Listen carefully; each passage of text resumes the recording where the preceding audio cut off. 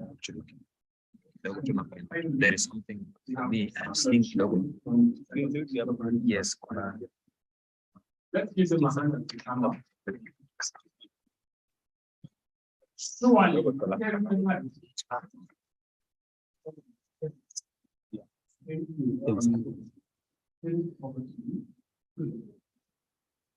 Thank you. Thank you, Lisa.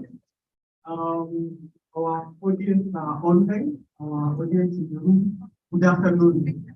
Actually, the joyful, we just had lunch, right? Right. I think I want to, jump into the session and want to invite Framing ya kwako framing na kuja kwako framing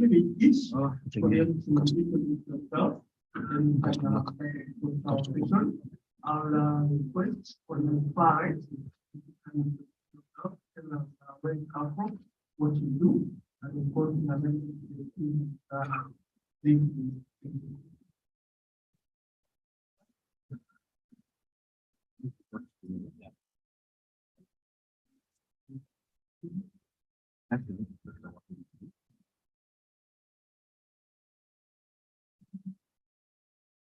hello. Yeah, good afternoon, everyone. And then we start with the session.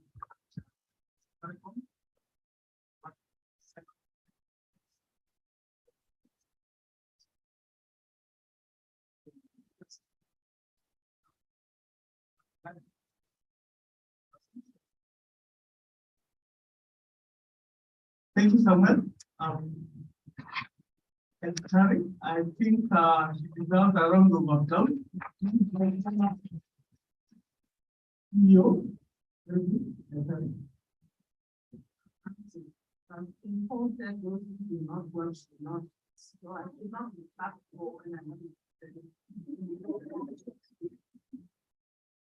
Okay, so my name is Catherine Gisa. I'm a retired public servant.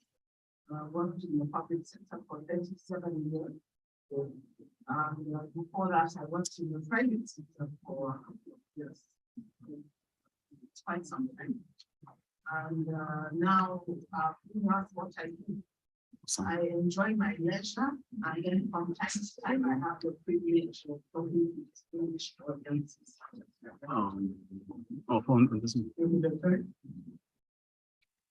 So good afternoon, everyone. My name is Maureen Maniki, and I'm from Home Technologies. I handle the projects in terms of and also ensuring the network of our own projects.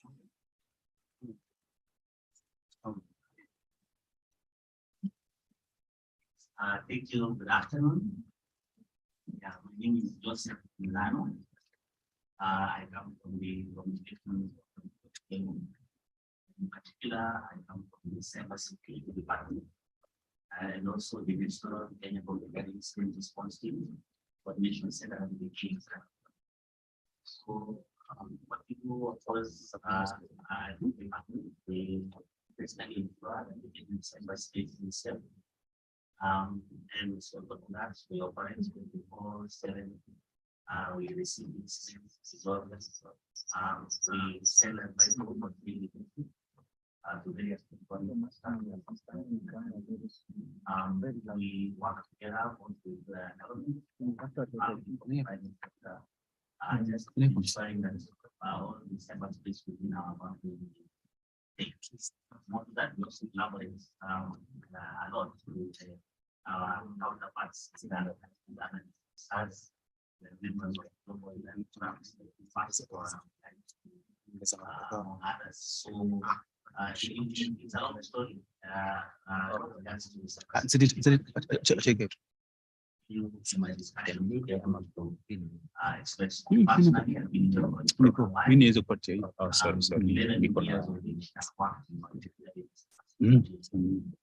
I've participated in all the ideas right from the beginning. And then partners and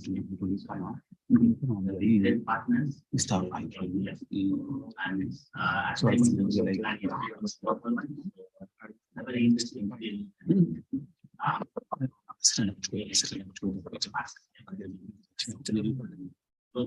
you have an idea?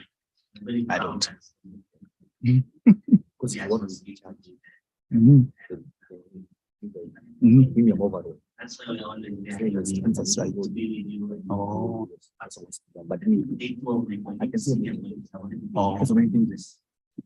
So. Sorry, I called him. Yeah. Okay. Thank you very much, Dr. Joseph. You can see you have eminent panelists, and I hope you're also ready to absorb and talk to what we are here today. I basically want us to jump into the depth of our discussion. And I will start my question directly to our, I think, we refer to her as our elder in ICT, Dr. Gitao. Please, thank you. Demystify for us and the audience, both in the room and of course online, what we mean by cyber hygiene, and of course, if there is a difference between cyber hygiene and cyber security. Thank you very much for that question, Philip. So I think the word that most of us are familiar with is cyber security, which is where we keep our equipment, our networks secure so that they can be used safely. And I'd say actually that cyber hygiene is just a part of cyber security. And if I was to draw an analogy, since I'm a teacher for a long time, I'd say cyber hygiene is the skin of cyber security. So right now you're looking on the skin part. Inside there's a heart, there's lungs, there's a liver, there's very things which are very critical to survival. But hopefully you are not aware of them. You have to have a specialized person called a surgeon to cut me open and show those. What you normally interact with is the outer parts, and what you need to keep hygienic is generally the outer parts. So citizens, as we are given a lot of statistics before the lunch break, are really using this technology on a daily basis, and they interact with devices, they interact with networks, and they interact with applications. And there are certain practices that they need to adopt. There are certain tools and techniques that they have to master. There's certain knowledge that they need. For example, a lot of the attacks in Kenya, the cyber security attacks, are social engineering attacks. And if you're not aware of this, when somebody sends you an email saying that I'm Prince so-and-so, and I'd like to transfer a large sum of money to your account, you can imagine the ordinary person is completely unaware of the risk, and they immediately send all their bank details, and then they wait to get a fortune into their account. So it's not even a complicated attack. It's just simple knowledge that it is possible that somebody can write you something that is not true, and please do not share your account details through this channel. So the cyber hygiene aspect is what we need to tell citizens what they need to do on a day-to-day basis, what kind of culture and values that they need to adopt when they are in the cyberspace, and the tools and techniques that they can use to keep themselves safe. So it's a simple part of cybersecurity, but a very critical part of cybersecurity, because I think a lot of the harm and the pain is being felt by ordinary citizens who are using the technology. Thank you very much, Dr. That is a very nice overview of cyber hygiene. I will want to be gender sensitive and move to you, Maureen. Given that we are looking at connecting all people, and we know very well that, as a society in Kenya, women and children are, more susceptible to cyber hygiene and cyber security issues. As Huawei, what are you doing as a global tech to probably address and assist on this? Okay, so thank you for that question. And it's interesting that you touched a base that I didn't highlight when I was introducing myself. So I'm also the director for Women in Technology, Huawei. And one of the things, first and foremost, I'll start generally. I'm sure you all know Huawei. And we actually do a lot of stuff, like in terms of we're an equipment manufacturing company. And one of the things is that when example, COVID hit us, a lot of people went into panic mode in terms of going digital and things, some simple things that we used to talk about, moving towards the digital era. And I can say that very many people moved online. The advantage was that because we're a global company, we were already online. Why? Because we were already having discussions with other countries. So some of the things around cybersecurity, we had to put them in place way back. Now, the thing was that we had to enhance, knowing that we're going to have people working from home, we're going to have people understanding that there's a risk that even our own information, our internal information will be exposed, because remember, when you're working within a workspace environment, you can be able to see, basically understand and see, because they're within the network. So now you have people working from home and having this kind of situations. So what happened is that we had to enforce and enhance our security measures.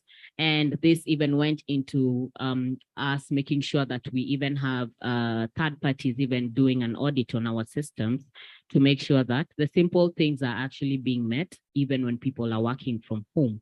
Now, some of the programs, as I move now into what we have done for women and children, is that several programs that have been ongoing way back before even COVID was we had programs like DigiTruck. We had programs that we partnered with people like even CA, where we've been able to do, can I call them like boot camps? Yeah, so through those programs, we've been able to enhance the training programs.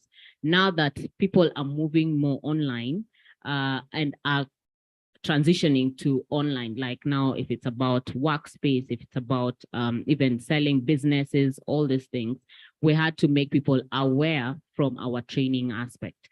So our trainings incorporate cybersecurity, also ensuring how you can protect your data. And so you'll realize even through some of the academy, maybe you might have heard of ICT Academy that we have, our Huawei ICT Academy.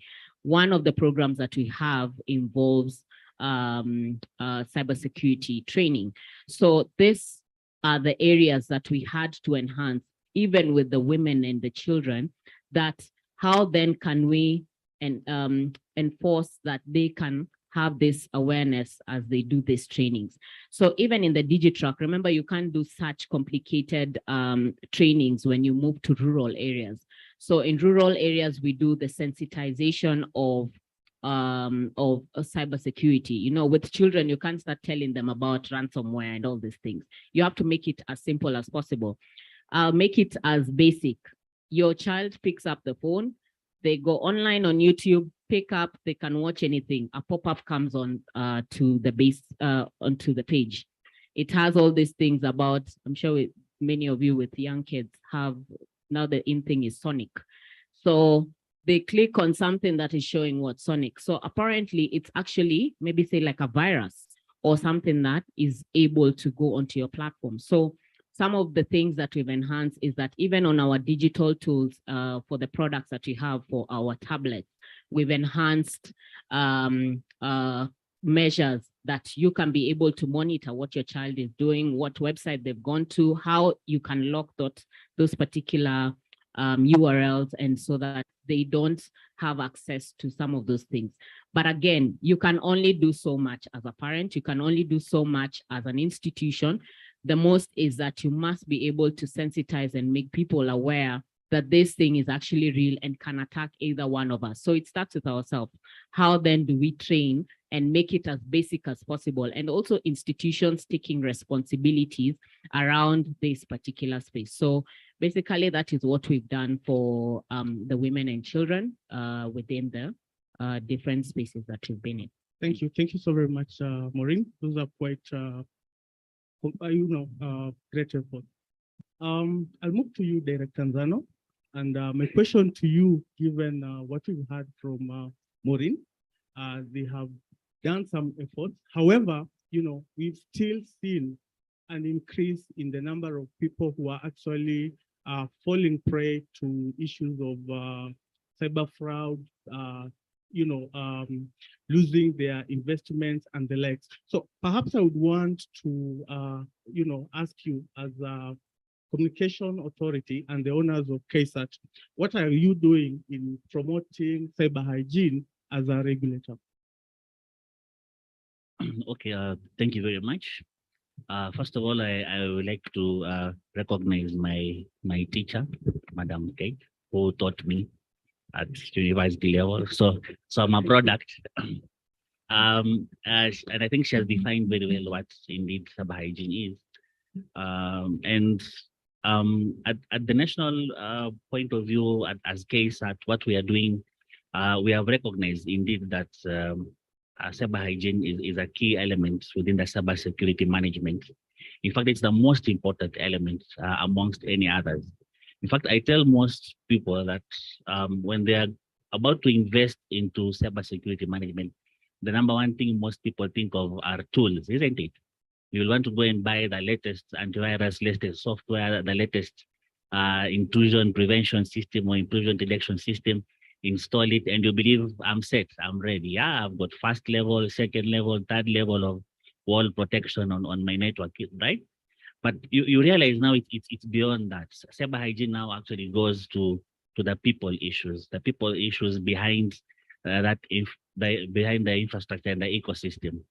So it's more of now, how clean am I? Remember the analogy of the skin, right? So how many times do you take shower in a day, right?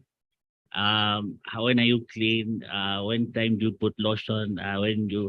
So the same analogy, in the same way now in the cyberspace, we encourage Kenyans now to look at various aspects of cyber hygiene. One, we first of all create awareness to inform people what vulnerabilities are there out there in the public, and we inform them this through various advisories, through quarterly reports which we do each and every quarter. If you go to the CA website, every quarter we give reports of how many incidences that the system may have picked, and what we think are the most vulnerable areas in our cyberspace. A good example during the COVID period, of course, people moved from the conventional office environment to the home environment. There's a lot of demand for VPNs and private networks, isn't it? So people went to invest in those items to secure communication from the office to homes. But now you find that the actors who get sophisticated every day, the cyber threat actors, also moved their strategies from attacking corporate type of environment to now engaging on those VPNs. So nowadays there are special types of tools, they call them Metasploits, among others, which target only VPN connections or new types of vulnerabilities. So whenever we pick this, we make Kenyans aware. It's very important that when you get those quarterly reports, read them. They're very detailed. There's a lot of research which has been done behind them. They give you numbers. They tell you which type of vulnerabilities that you need to watch for. And then more important, we also create trust. Trust is so important, and collaboration. When we started, I mentioned that we collaborate with so many other local and international actors, and Maureen confessed one local collaboration which we do. And we need to also understand the users of the internet, because they vary from those who are very young, right, at very young ages, and it goes all the way to those who are quite senior. So in Kenya, the population 65% and below is the 65% is the age of 24 and below. So you can imagine the target group where most of the vulnerabilities happen. And unfortunately, a lot of vulnerabilities are out there. They're exploited. And when they're exploited, unfortunately, we have those losses we are mentioning about in terms of financial losses, in terms of, as Madam has explained, social engineering, where an individual is alluded to expose most of their PIIs is their private information, which now is used against them to be exploited. So those are among the other things that we do, and also we collaborate at the national level. There are national instruments which have been put in place. For example, the National Cybersecurity Coordination Committee, which has communication authority we sit in, we call it the NCPO. There are also laws being put in place, strategies. So it's a whole range of activities that we do at the authority to ensure the cyberspace is safe and ensuring on cyber hygiene. Thank you. Thank you so very much, Director Nzano. I think the strong message there is collaboration, and of course, keeping your personal hygiene, like, making it personal, like your own, the way you take a shower or brush your mouth every day. I'll want to move to Sam. Sam, you work for Safaricom, and given what we've heard from Joe in regards to CF, with a corporate entity like Safaricom, who actually you are the giant shareholder when it comes to subscribers, what would you consider it important for practices like patch management to be what I would consider as cyber hygiene and cybersecurity? Okay, yeah, thanks for that. Yeah, definitely, yes. Patch management is one of the biggest components of cyber hygiene. So this comes in various dimensions in terms of the benefits that an organization can realize. I think most of the just one, can the audience hear him? Okay, just hello. Okay, yeah. So cyber hygiene. If we talk about patch management, this is one of the biggest components of cyber hygiene. So this is in different ways where an organization can benefit as a result of doing this. So, for example, we know that we have ICT infrastructure in organization. So now this becomes one of the biggest holders of the information assets. So this is now a critical component for an organization to operate. In order for these systems to operate, I think just like the teacher explained, being the skin now of the body, we need to maintain it. You need to wash this body. You need to do some checkup at the doctor. Yeah, so once in a while now, this is now what we do during the patch management for the systems. So you do this in order to make sure that the systems are secure. Yeah, because we've seen vulnerabilities coming in various forms. I think those of you now who have been in the industry for a while, like in December to January, there were some to do with the Log4j, and you had to run up and down in order to implement this. So of course, you need to understand your environment. Normally, you can't protect what you don't know. And normally a rule of thumb. So you need to first understand your environment. What assets do you have? For example, what web servers do you run? We know that data is kept mainly on databases. So are these databases safe? Do you patch them regularly? Do you have some on the cloud? What cloud solutions do you have? And on these solutions, some cloud service providers have inbuilt solutions, like maybe AWS, just to mention a few, Azure, AWS, Microsoft one. They have solutions which you can use to apply the patches. That is if you are doing the infrastructure as a service. So of course, that makes your system safe. And number two, this helps also to get customer trust. You get to meet customers' requirement. For example, a customer, whenever they're accessing, for example, a portal, and all of a sudden they start seeing some errors like web pages being displayed, clearly you are turning this customer off even your portal. Your product, whenever someone tries maybe to use it and whatever they're saying that maybe things like SQL injection is possible on that portal. So it means if they keep their information there, someone else can get this particular information. So again, very important for you to do the patching so that you get these customers to continue accessing or making.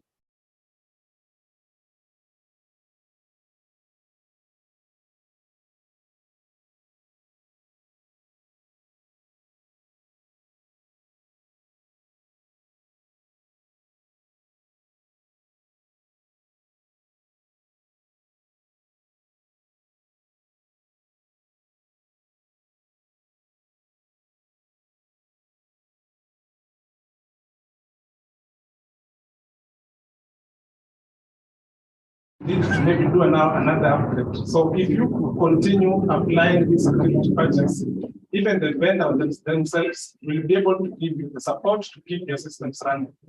The systems themselves also need these particular patches in order for them to perform, to work well. Sometimes there are bugs which are the vendors detect, maybe in collaboration with the bounty hunters. With this, once they implement this on their side, it's possible for them now to continue providing this now to the customers. I know also parts and vulnerability management. So there is another platform for collaboration in the industry. There are so many companies, a number of companies that have implemented the bug bounty programs. I think also Safaricom, we've implemented the same. So we have researchers, security researchers, who can go outside there, search for these bugs, communicate them to an organization in an ethical way. Then the organization can be able to implement. So for the maybe people who are interested in doing research, again, this is an area where someone can go in and do research about. Yeah, so I think maybe in a brief, I can say these are some of the benefits one can realize from doing patch and vulnerability management. Thank you. Thank you so very much, Sam. I'd want to come back to you, Joseph. We've seen a lot of what I call coordination when it comes to the financial sector.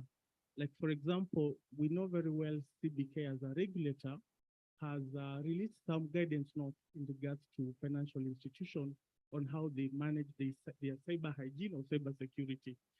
Perhaps just to jog your mind, would it be an area where you, Communication Authority, as a regulator, would consider maybe coming out with some guidance notes for telecommunications operators? Perhaps you can discuss on that and give us a feedback. Yeah, thank you so much for that question. Now, to answer that, I think we need to go a bit historical. Yeah. So we have to look at the laws. Initially, we had the Kenya Information Communications Act, which we used to mostly depend on when it comes to regulation and management of cybersecurity in the country. As we continued, then came the Computer Misuse Cyber Crimes Act that was roughly around 2014, 2015, which was drafted, of course, through a very well consultative process. And then it became into law in 2018. Of course, it was contested slightly, and but now at least it's operational and running. So looking at that law, it explains clearly where the responsibility is in terms of developing regulations and guidelines. So if you look at the Act, I think Section 72, if I'm not wrong, it lists down the various types of regulations which are supposed to be developed. Some include how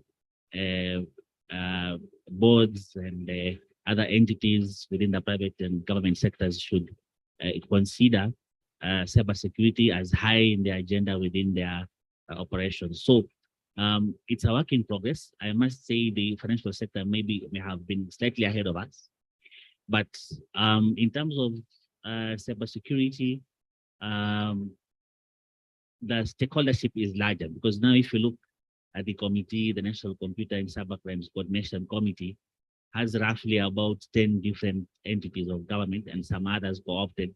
And ideally, this is now the responsibility of this team to come up and develop various regulations and various guidelines. Currently, I'm sure I believe they are working on the cybersecurity strategy, which had expired sometime in 2018 after we had the 2014 one. So I believe very soon we shall be having a newer one, which of course will be brought to the public for further discussion. And now the strategy, of course, will give back to the various regulations and the guidelines as provided for. But there has been some attempts before to have guidelines on various issues, and they are available. For example, we have the 2017 guidelines on bulk SMSing and the proposed or best use of social media within the Kenyan space. It's available. If you Google it, you'll find it. And then as we continue, we have developed some regulations, some guidelines, which are still being under review before they come to, of course, stakeholder engagement. We will bring them to you. We will bring them to KICNARI. We will bring them to these forums for critics and for a level of understanding, so that now we are able to go together in this process. Because again, when developing guidelines, when developing laws, regulations, it's always good to move together, because this idea of developing a law and then at some point it's contested, then it's an unfortunate standoff which lasts for a number of years. That is not desired. As Communication Authority, we believe in involving stakeholders to the best that we can, and giving the chances for inputs as much as possible, as of course is well stated in our constitution of the country. Thank you. Thank you. Thank you very much, Joe. I want to go back to you, Sam, and allow me to put you on the spot. Now, we have seen cases of SIM swapper, and of course, as I mentioned earlier, Safaricom is actually one of the biggest market shareholder. Now, would this be considered a case of lack of cyber hygiene awareness or technology failure from your perspective? Okay, from my perspective, when you look at cases of SIM swap and fraud happening in that space, it mainly borders around the issues around awareness, where as an individual, what do you need to do in order to maintain or to secure your devices or the wallet that maybe you've been given by the provider. So an example is the case of the mobile money services that we have in Kenya. You'll find that most of them, they are protected by maybe a PIN. Yeah, so this PIN, how have you set it up as a user? So for example, you'll find a number of cases. You find maybe someone setting the PIN as the date of birth for the mobile money service that you have in your phone. So you find even the members of your family, they know your date of birth. So for example, when they try to transact, all they need to maybe attempt is is your date of birth as maybe the PIN to transact. So the advice here, or maybe something that as from a user perspective, and I'm glad also the CA have said something about doing awareness, it's important to set a password or a PIN that is maybe not easy to guess to everyone. So that should you maybe, for example, lose your device, it should be at the entry level. I think using the skin seal analogy, for someone to get to the toolkit in your phone, they need to pass through, for example, the screen that you have on your phone. So in that case, at least you should have some locking mechanism on the phone, so that you go deep. As you go deep into the phone now, one can now get to the SIM card, so that now they enter the PIN. So from a user perspective, yes, you need at least set strong password. And number two is about sharing this out. There are cases where one wants to transact. You tell someone, okay, I've left my phone home. This is the PIN, you can try it out. Or it can also maybe just result from a case of social engineering, where, for example, someone calls you, then gives you certain instructions to do. For example, telling you, okay, I've sent you certain amount of money. when you check, you find that maybe just a message which has been formatted to mimic a financial transaction that you'll get on your phone. So again, when you look at this, you might not be keen to confirm that what's the sender ID that has sent this money to me or to the user. They end up, okay, now while the person is calling, they'll tell you, okay, now, what's your date of birth? What's your phone number? What's the last transaction you did? So you can end up revealing this, and they ask you, okay, can you reverse that money to me? In that case, of course, now you end up taking the money in your own wallet, sending to someone who didn't even send the money to in the first place. So from awareness perspective, I think our users need to be aware about the responsibility of a use of this product. What do you really need to do? On the technical side, from the provider's part, I know. Briefly. Yes, yeah. Okay, yeah. So from the provider side, of course, there are many things, so many controls that are normally done, and which I would still add that we should continue doing before a product is rolled out to the market. At least let's do assurance on this product. Things like the CIS, let us have them implemented. The hardening needs to be in place, and all the necessary controls, right from the application level, the interfaces that are being done, the databases, all of that, the intrusion, the perimeter, all the controls that should be in place. I think they should be implemented from the technical side. Right. Thank you, Sam. I would want to jump on to Director Maureen. And you mentioned about collaboration, and I believe that collaboration has various partners in whatever initiative that you've been working on. Now, I'd want you to mention to us, because we have various stakeholders in this forum, of course, to try and articulate the impact of your collaboration to the citizenry in relation to cyber hygiene. Okay, so thank you for that. I mean, you in any scenario that you, not only cyber hygiene or cyber security, but ideally you should always work with partners, or you cannot work in silos, especially in big things like this. So as Huawei, we've been able to try and look into opportunities. Remember, I mentioned 2 years ago, or we're heading to 3 years after when COVID hit us, a lot of people moved online. And one of the things that we picked out was that we as Huawei may have moved really fast and may be aware of such kind of cyber hygiene measures, but we work with partners. So how then do we end up supporting them in terms of making sure that they can reach this point where we are, or even be ahead of us? So during this period, we came up with certain collaboration measures, enhanced, let me use that, enhanced, together with us, where we were able to showcase some of the measures of how we are doing our cyber hygiene in our systems, and how we can be able to support you in putting those kind of measures. Remember, the most that we can do is try to showcase to you what we are doing and how that can be able to fast track. So through that, we were able to work with various institutions, including the government, even the Ministry of Health, Ministry of Education, where we were able to showcase some of these areas and some of this, how can they be able to even fast move online, use digital platforms. And number two, also how they can be able to check, not only doing the basic antivirus checks, what other checks can you be able to do within the systems? So through that and through trainings, we were able even to do trainings to civil servants so that they can understand where exactly we are heading to in terms of using the digital platforms. And as I mentioned, we cannot work in silos. So we work with multiple organizations, and through that, yes, we did some trainings. We also, through our equipments that we sell, we were able to factor in some of the measures around cybersecurity. So we put in like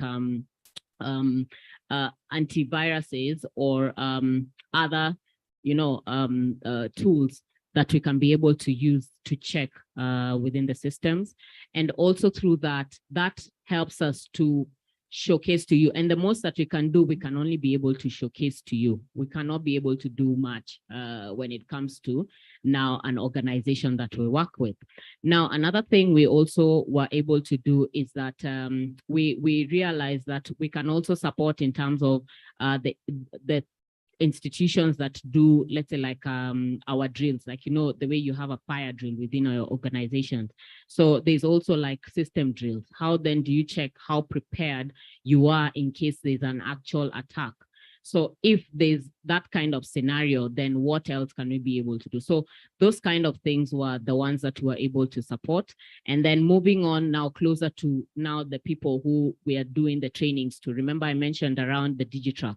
What else? So enhancing the kind of products that we have, like the tablets, like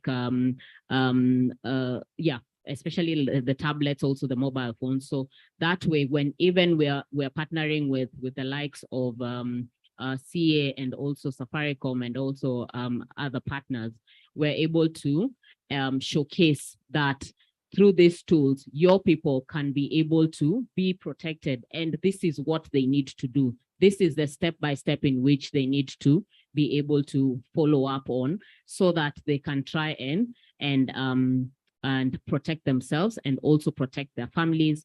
Because remember, it's not the people like us within an organization, big organizations like us, who are aware about these attacks. It was mentioned earlier that now they're going to the personnel themselves, like the women, the children who are being they're able to use that to attack the different tools that we're using. So with that, if we are able to enhance the processes through the partners that we have with, and also through the personnel and training them and also the tools that we have, then it's able it's been able to make us move.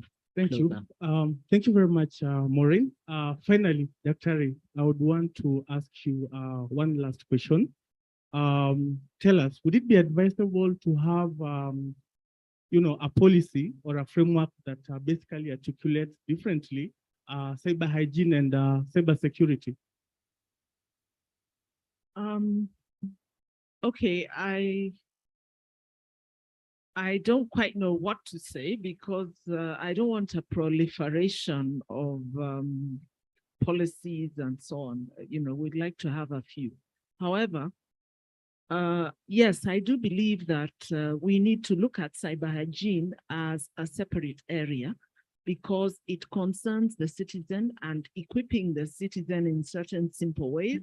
It will require different funding than the funding that you give to KECERT to keep their systems and their people completely upgraded and up to date so that they can protect our networks. And the sort of investments that are going on in the public sector and in other places, which are very within the office environment and very official, very technical.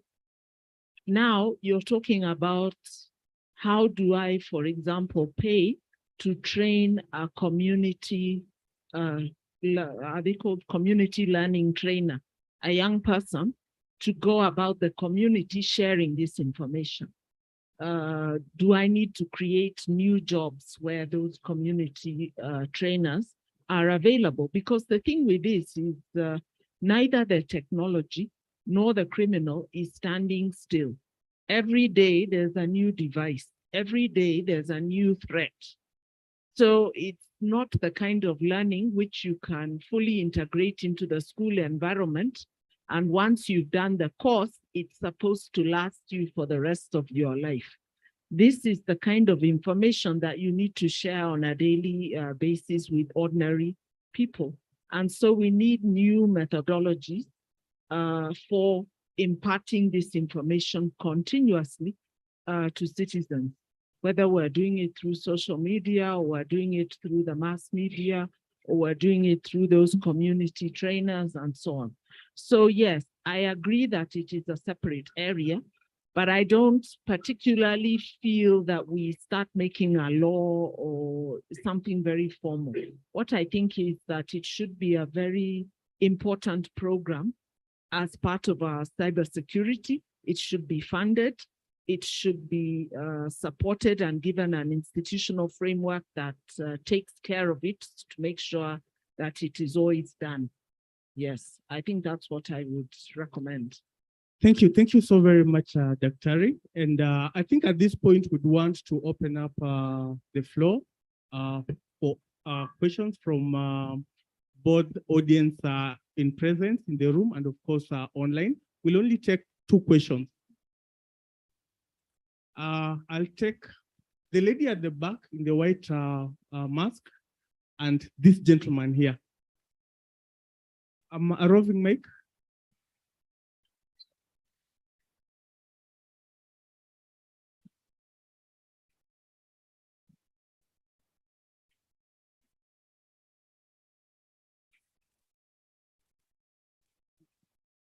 Thank you very much all for your presentation and for this opportunity.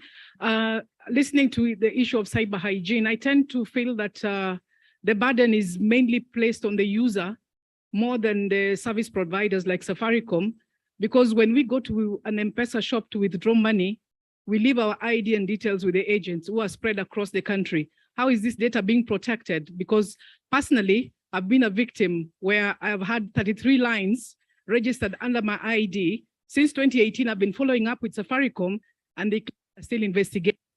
And this exposes me. So I'm wondering, as much as I want to protect myself by employing cyber hygiene, how is Safaricom or the other service providers protecting my data, which is spread all over across their agents? Thank you.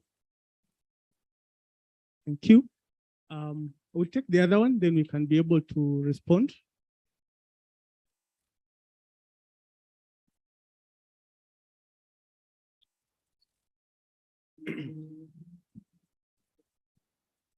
Good afternoon, everyone. My name is Joseph Kariuki. I'm a trainer in a national polytechnic that is called Nyandarua National Polytechnic, and therefore I deal with youth. And one of the issues probably I would want to raise or to ask the panel is to address, while we are addressing the issue of cyber hygiene, where do we place the cyber addiction bit of it? Thank you. Thank you so very much, our audience. I think from my panelists, who would want to take the first question? Dr.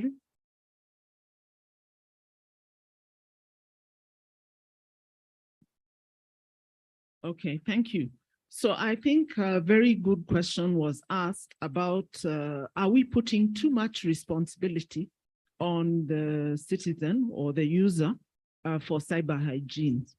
And this is the very reason why I did not want to separate cybersecurity and cyber hygiene. There is a lot of responsibility on the part of the vendors, on the part of the regulators and all the other institutions to do their part in the cyber hygiene continuum. So I completely agree that there are things we cannot control. For example, if I give my ID card number to an agent, I'm obliged to do that as a citizen, even though I have been told to protect my credentials.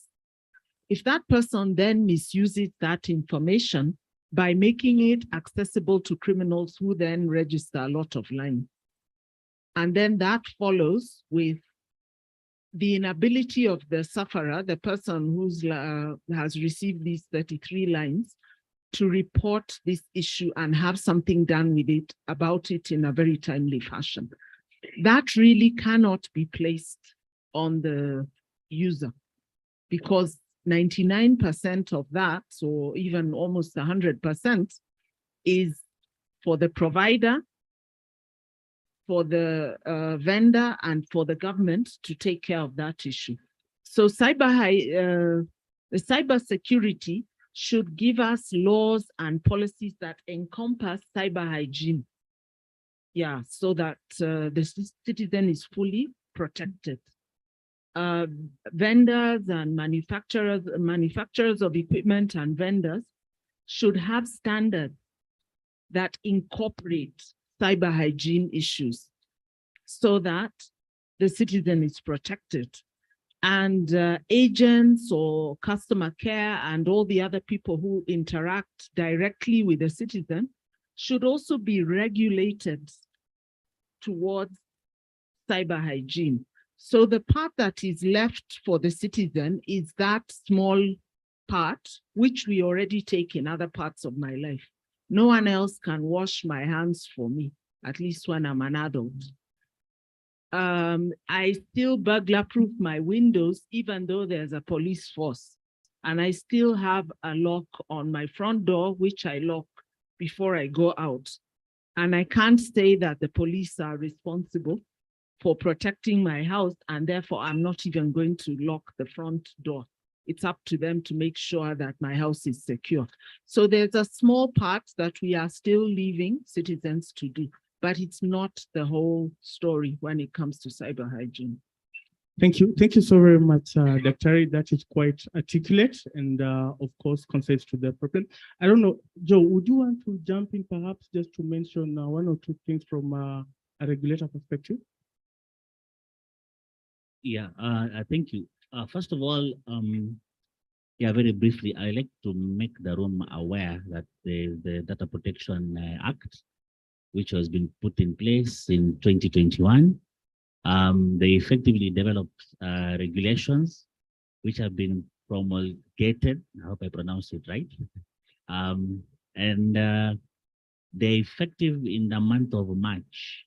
And entities like, let me not name the name, but I have to say Safaricom or any other entity in Kenya are supposed to put in place a data protection officer within the organization. And very soon, actually, that office, which is led by Data Commissioner, Madam Kasaid, they're going to start to put enforcement into place. So in short, if you have somebody's data and they're playing around with it, watch that space, you'll be in trouble. And the fines are huge. My advice to you, you better start reading the act and the regulations to understand what are the consequences of having somebody's data and not taking care of them. So we are soon going to start seeing people being put to book. I hope the entity which was mentioned, and I will not mention again, will not be one of the victims, but there will be fines, huge fines, whenever data is misused. Yeah, I think that's what I wanted to add. But generally, yes, also agreeing with my teacher that it starts with you. It starts with an individual, right? When you have assets as an individual which are connecting to the internet, how have you safeguarded yourself? Knowing very well that once you connect to the internet, you are not only vulnerable to cyberspace in Kenya, but the entire global cyberspace. Once you have your phone connected to the internet, you are one of the other almost 60 billion devices which are connecting globally. So you have to be sure that none of them who could be scrupulous can get back to you. And unfortunately, it's happening, but we just need to also begin with the first step of taking care of yourself. As Madam Keta said, nobody can come and wash your hands for you. You have to wash them yourself.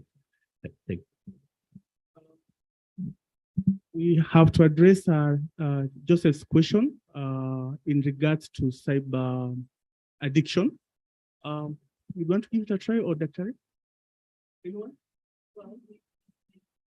Perhaps you can make your comment and answer the question as you make your last parting comments. In time, we are running out of time. Thank you. All right. So cyber addiction, especially for children, is a big menace. Actually, it's growing, and there's some few basic rules actually at home or in school that you may try and put as a guardian or as a parent. One, for example, if we see a youthful person or a child wants to be alone with a gadget, then that's already a hazard because you don't know what they're engaging in it. So as adults, as caretakers, as guidance, let's have an interest just to know what these guys are doing online. Asking a question or two, or just stepping lower to that environment to try and understand what they do on the gadgets will really help. But however, there's campaigns which we are doing at Communications Authority of Kenya. I'm sure you must have seen them on TV, maybe before news, after news. We're running this campaign called Tuko Cyber Smart, yeah? Huwezi kutucheza. Umeona hiyo? Yeah, it's a cartoon which we believe we can talk to the young ages of between 4, 3, all the way to 7 and 8, so that they understand. One, they shouldn't be chatting with adults, and whenever you're chatting with an adult and they start going into zones which are not acceptable, they should report. It still goes back to awareness, and campaigns and awareness. A lot of effort needs to be spent in that area. And that's why at CA, we have invested quite an amount of budgets to educate our young ones on that one. Thank you. So that was my parting shot. Thanks. About the addiction, I mean, right now we've been able to see a lot of even adults. Let's not even just talk about you. These days you find you go into a room 3/4 of the time, by the time you sit down, how often are you relating with the person next to you? You're on your phone, you're checking how many likes you've gotten from a photo from taking here. You know, I mean, the basic things, yeah? So I think it's just about how do we teach the youth the good content, yeah? So we won't move away, even it's going to get worse. And I say it's going to get worse because right now, even I'm sure Dr. Getao will even mention, I'm sure maybe even her kids or even ourselves, you find you go and you're visiting your parents and you're always on the phone.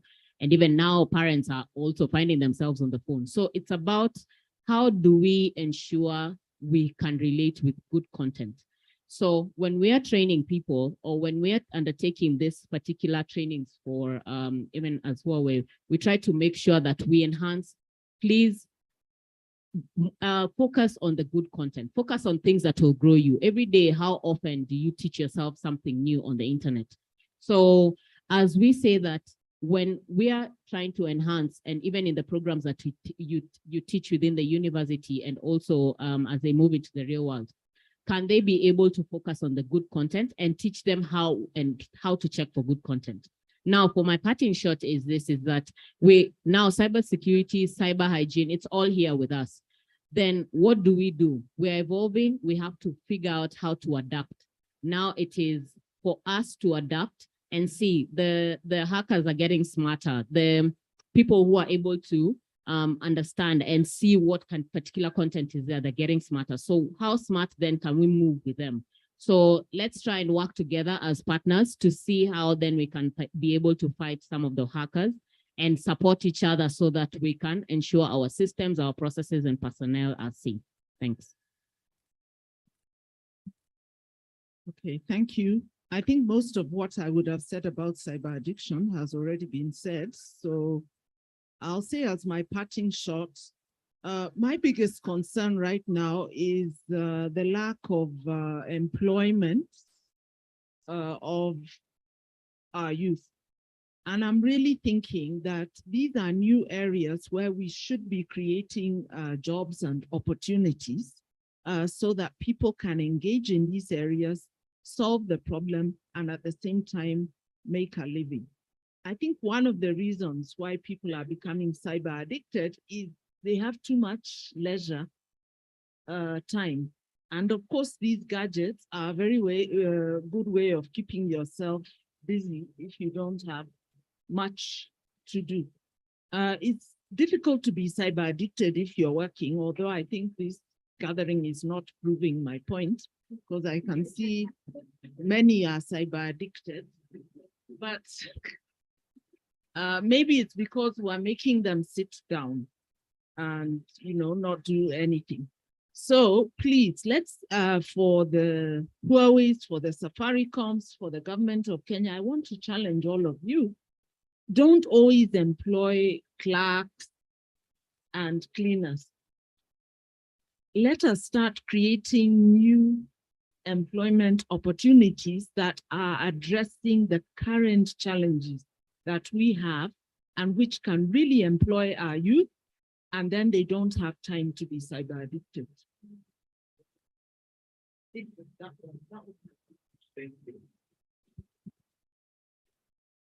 Okay, yeah. So maybe just one additional comment about the addiction bit.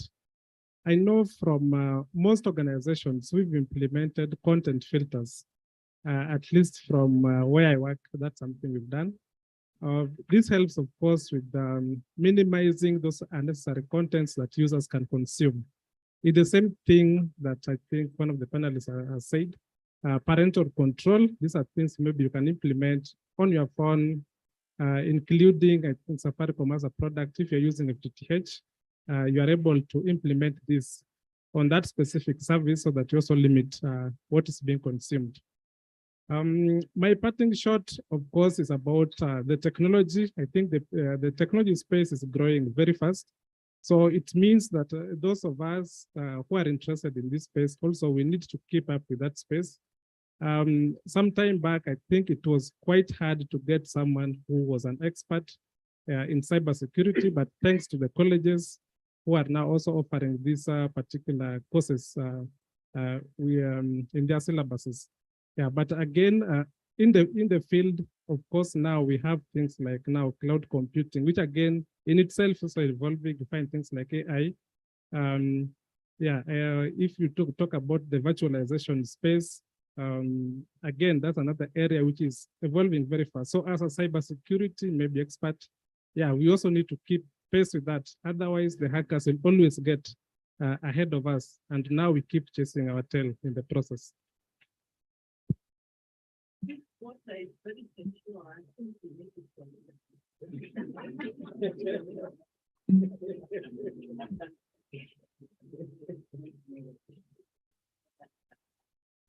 Thank you so very much, my distinguished panelists. And I think for me, I would want to reemphasize something that was mentioned here in the earlier morning sessions by Joel. Cybersecurity also includes your normal way in which you relate with your emails. As the ICT authority, I think it's been mentioned that any government institution that sends emails that are not with .go.ke, as from today, midnight, it's actually not acceptable. So if you receive such email, you can actually ignore them because there is a directive. All institutions within GOK use government allowed emails.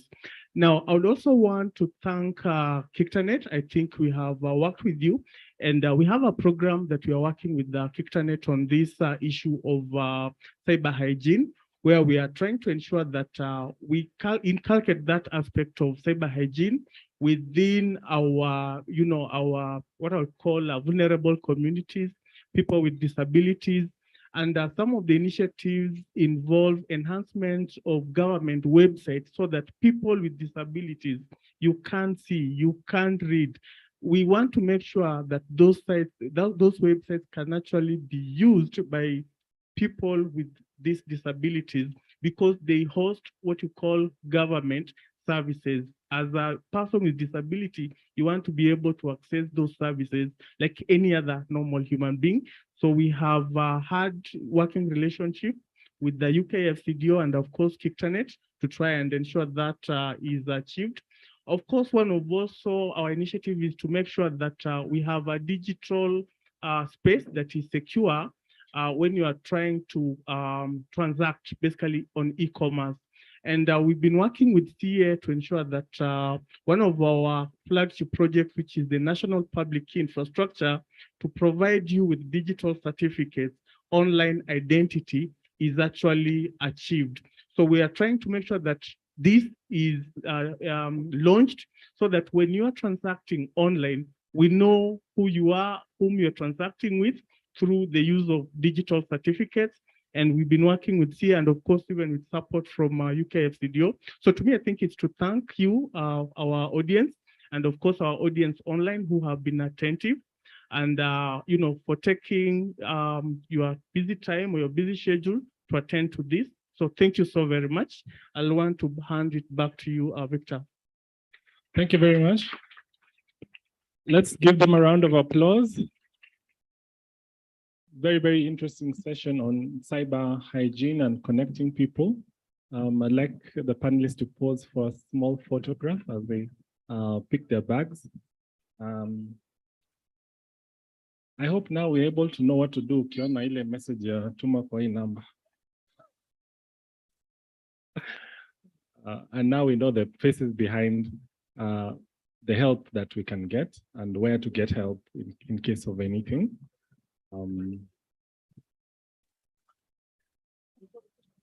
So we really, once again, for those who are online, the hashtag is KEIGF 2022. The event is the Kenya Internet Governance Forum, and the session was on connecting people and promoting cyber hygiene in Kenya. Let's give them another round of applause. During the session, someone had said that for us to see how you engaged, maybe we can stand up for 1 second. Just everybody, just please, let's be upstanding for 1 second.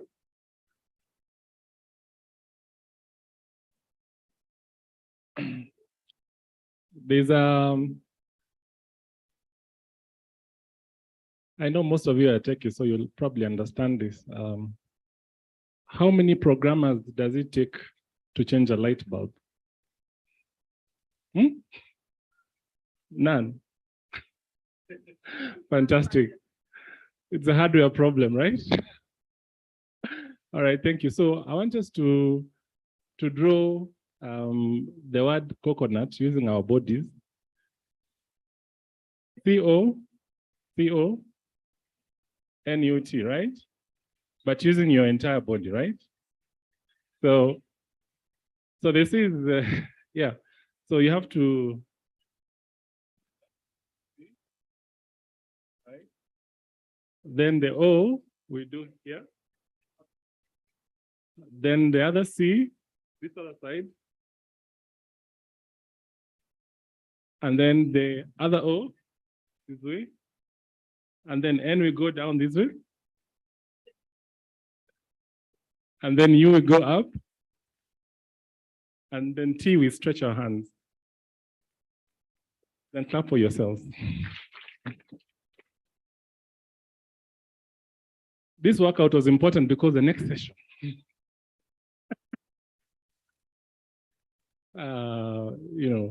is very important, and we have very interesting panel that's coming up. One, to introduce the panel, we have a very interesting set of speakers who are going to come up for the session. First, I'd like to invite the moderator, Valerie Yeager. Please come to the front. We also have Ben Roberts, our connectivity provider. Please come to the front. We have Susan Otieno from Afrinic. Benson, I guess from APDK. Please just come on the stage.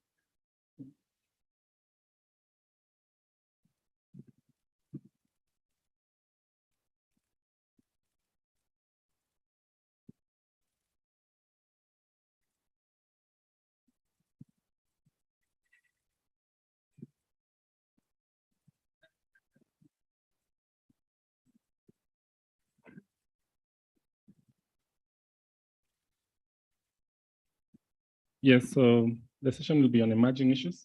Karibu-san.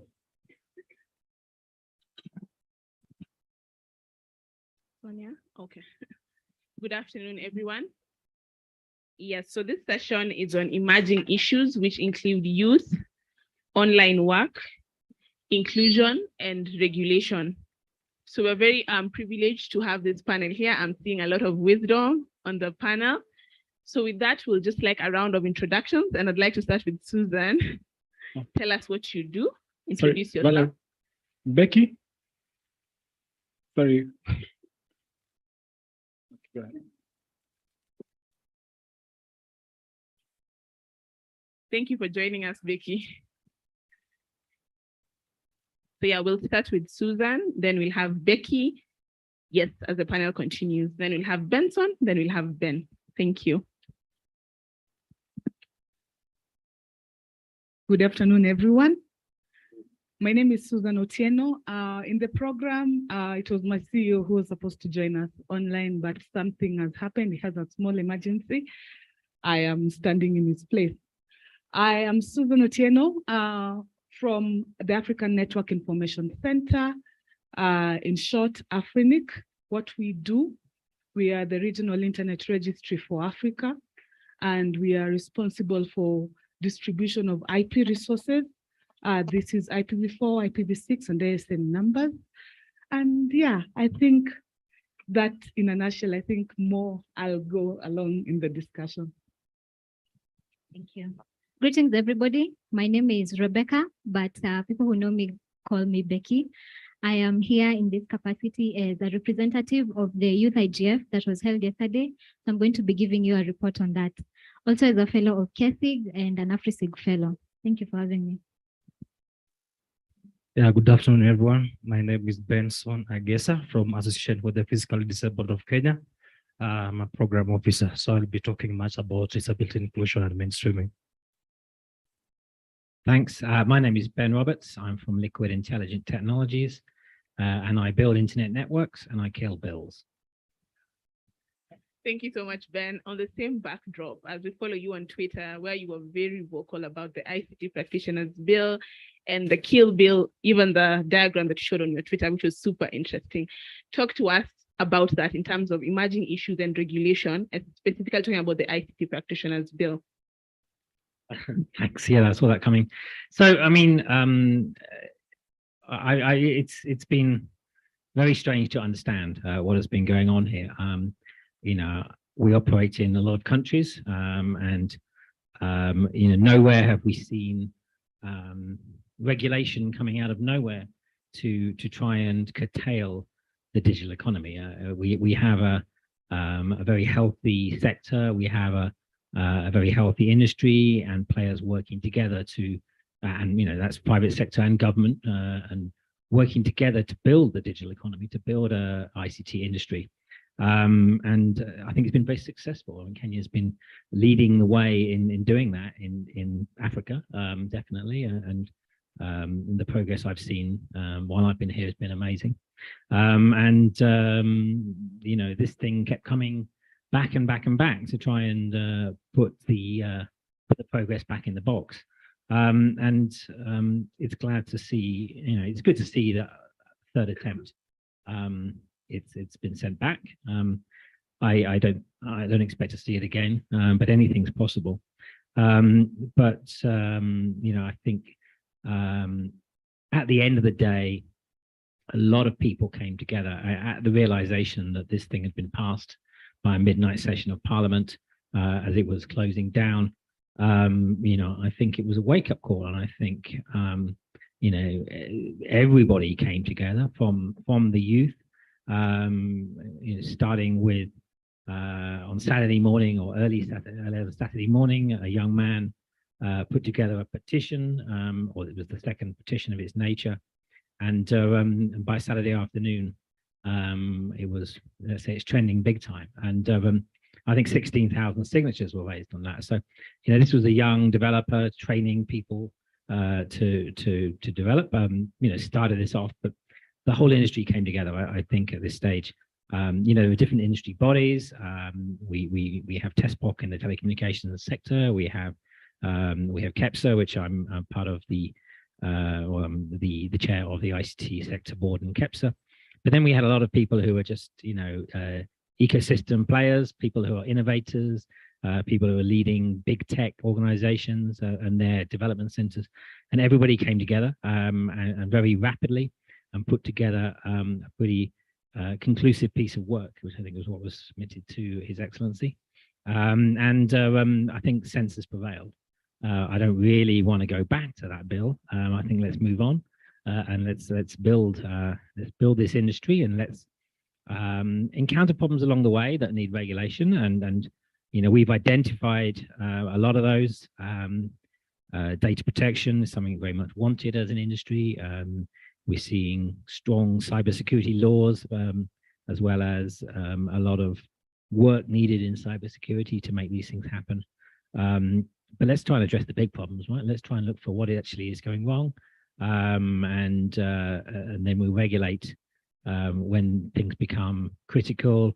National security incidents, you know, safety incidents. Safety public safety. This is what we want to be regulating at this stage, and to protect people and not just to, create opportunities for certain people to dominate the world of training and regulation. Thanks. Thank you so much. I really like that you highlighted the point on how the ICT Practitioners Bill was looking to actually hinder innovation. And in line with our theme today, we're talking about inclusion. So on that, I would like you, Benson, to just give us a feel of what is digital inclusion, especially because you work with persons living with disability. What for you is digital inclusion? Just to mention, when it comes to the digitalization, there is a lot that has taken place, but as this is happening, there is that aspect of persons with disability being left behind. Just from the previous panel we've just been listening onto, there hasn't been enough digital inclusion. When I talk about inclusion, we are looking at the marginalized communities where persons with disability come from. They tend to really become an afterthought in most of such discussion like we're having here now. For instance, during this COVID period, most of the government services were digitalized. So looking at the scenario of persons with disability, the statistics in terms of how many persons with disability can access even a digital device, that was a very biggest barrier we are having. So in terms of digital inclusion, it has remained as a bigger barrier. And I think having such a discussion with the minds in the room, we need to really take it deep and ask ourselves, how inclusive is the digital programming we are talking about, the policies we are discussing here, the programs we are having, how accessible are they, for instance, for persons with visual impairments?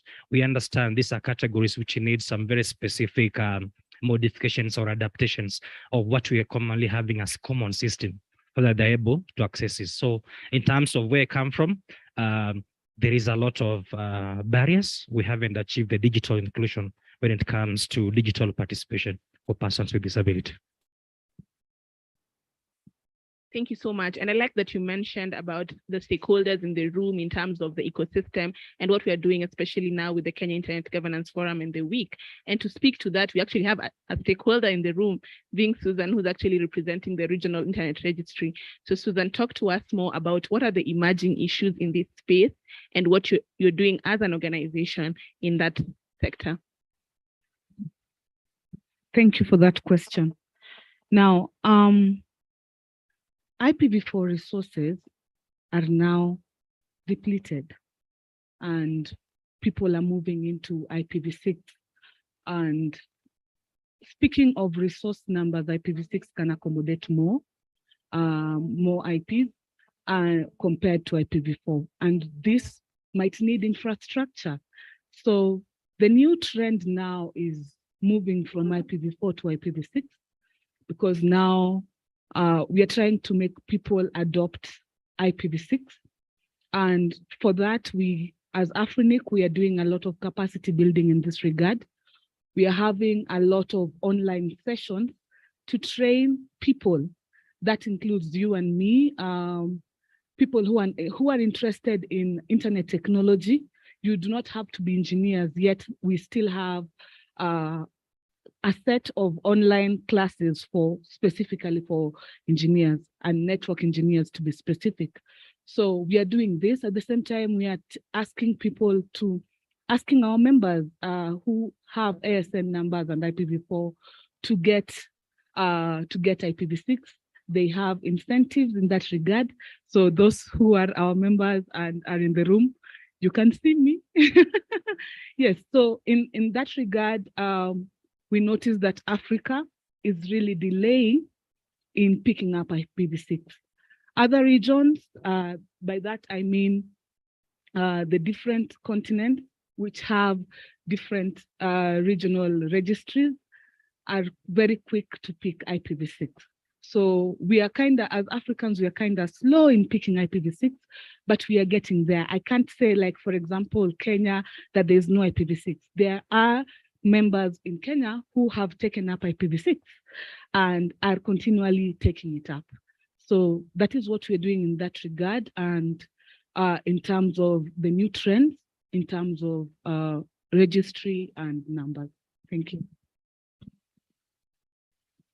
Thank you so much, Susan. Being an AFNIC fellow myself, I can actually confirm that the courses are not just for engineers, having a legal background myself.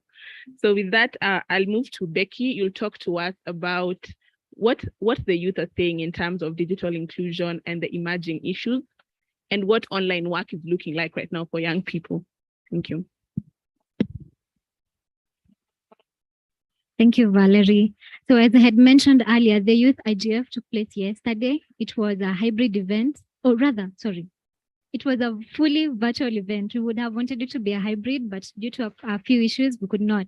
But to answer your question on inclusion, some of the things that came up and the youth were very vocal about, one was looking like inclusion from an access point of view, where the youth are saying that, yes, we do want to be included because we are stakeholders in the ICT conversations, not just because we are youth, but because we are end users, we're people who are being affected by everything that is going on in the ICT industry. The other one that came up was skills. So a majority of the youth may have a limiting skills in terms of taking full advantages of all the opportunities that the ICT world has to offer. So when the previous panel, someone spoke about the youth going online for entertainment purposes, we do acknowledge that that is happening, yes, and there's it is an entry point for youths to start engaging in ICT policies, but we are asking for more digital skills to engage in many more opportunities. For instance, work, as you've brought it up. So all the available opportunities to work in the country, beyond the country borders, as pertains to inclusion. The other one that came up is asking for youth inclusion and participation when it comes to internet and tech policy. Not just as a silo, as youths having the conversations on the side, but inviting them to the mainstream conversations that are happening. Also, again, not just because they are youthful, but because they are end users whose views and opinions matter on these issues of inclusion. Thank you. Thank you so much for that, Becky. And I can happily report that, yes, it did happen yesterday. And we had a diverse group of young people coming on because we had digital campaigners, we had youth who are actually working online. So that's really important to note. And I like what you said about tech policy. But now going back to you, Ben, you talked about let's regulate on bigger issues. Let's think about bigger issues. Let's not think about things like the bill that are looking to hinder that. So in your view, what are the challenges that you have noted when it comes to the emerging issues that we're now talking about today? Well, I think I've just heard them from some of the other panelists, and Benson's talking about access, right?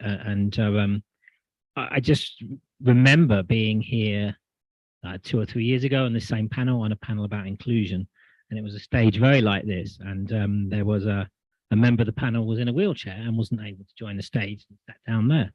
Now there's no panelist in a wheelchair today, but I don't see any ramp, right? So we're on the same stage as we were. So we have obviously interpreter, but we haven't catered for that eventuality. So that is a piece of missing infrastructure. There's no ramp onto this stage, so a wheelchair-bound person could not join this panel with us up on the podium. You know, I think it's very key. Benson was talking about gadgets and devices, you know, there are very specialist gadgets to help people with disabilities, visually impaired, deaf, blind.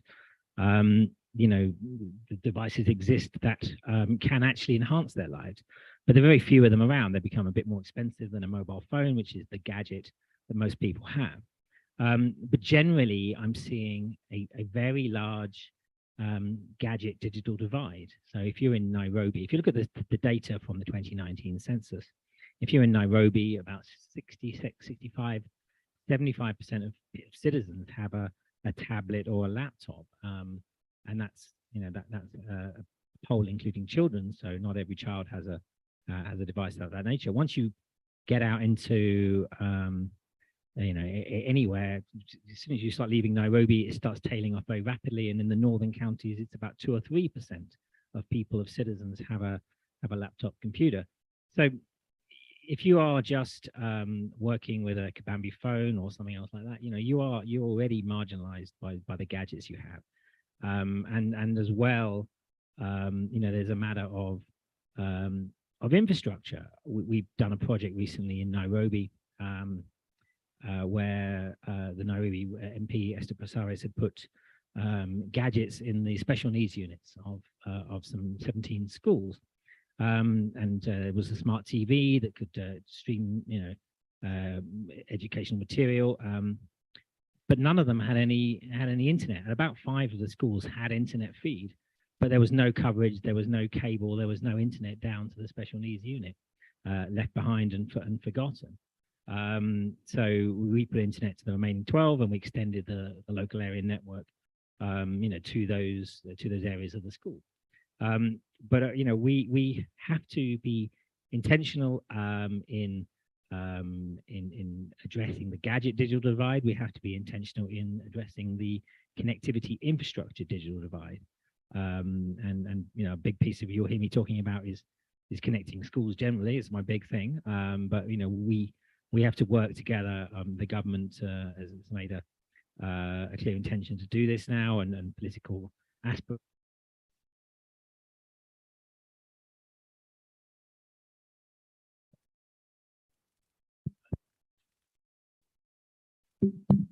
Yeah, so we're seeing, the current government stating its intention. We're seeing political aspirants stating the intention to put infrastructure to connect schools to internet. But we have to all work on this together, private sector, government. We have to drive in the same direction.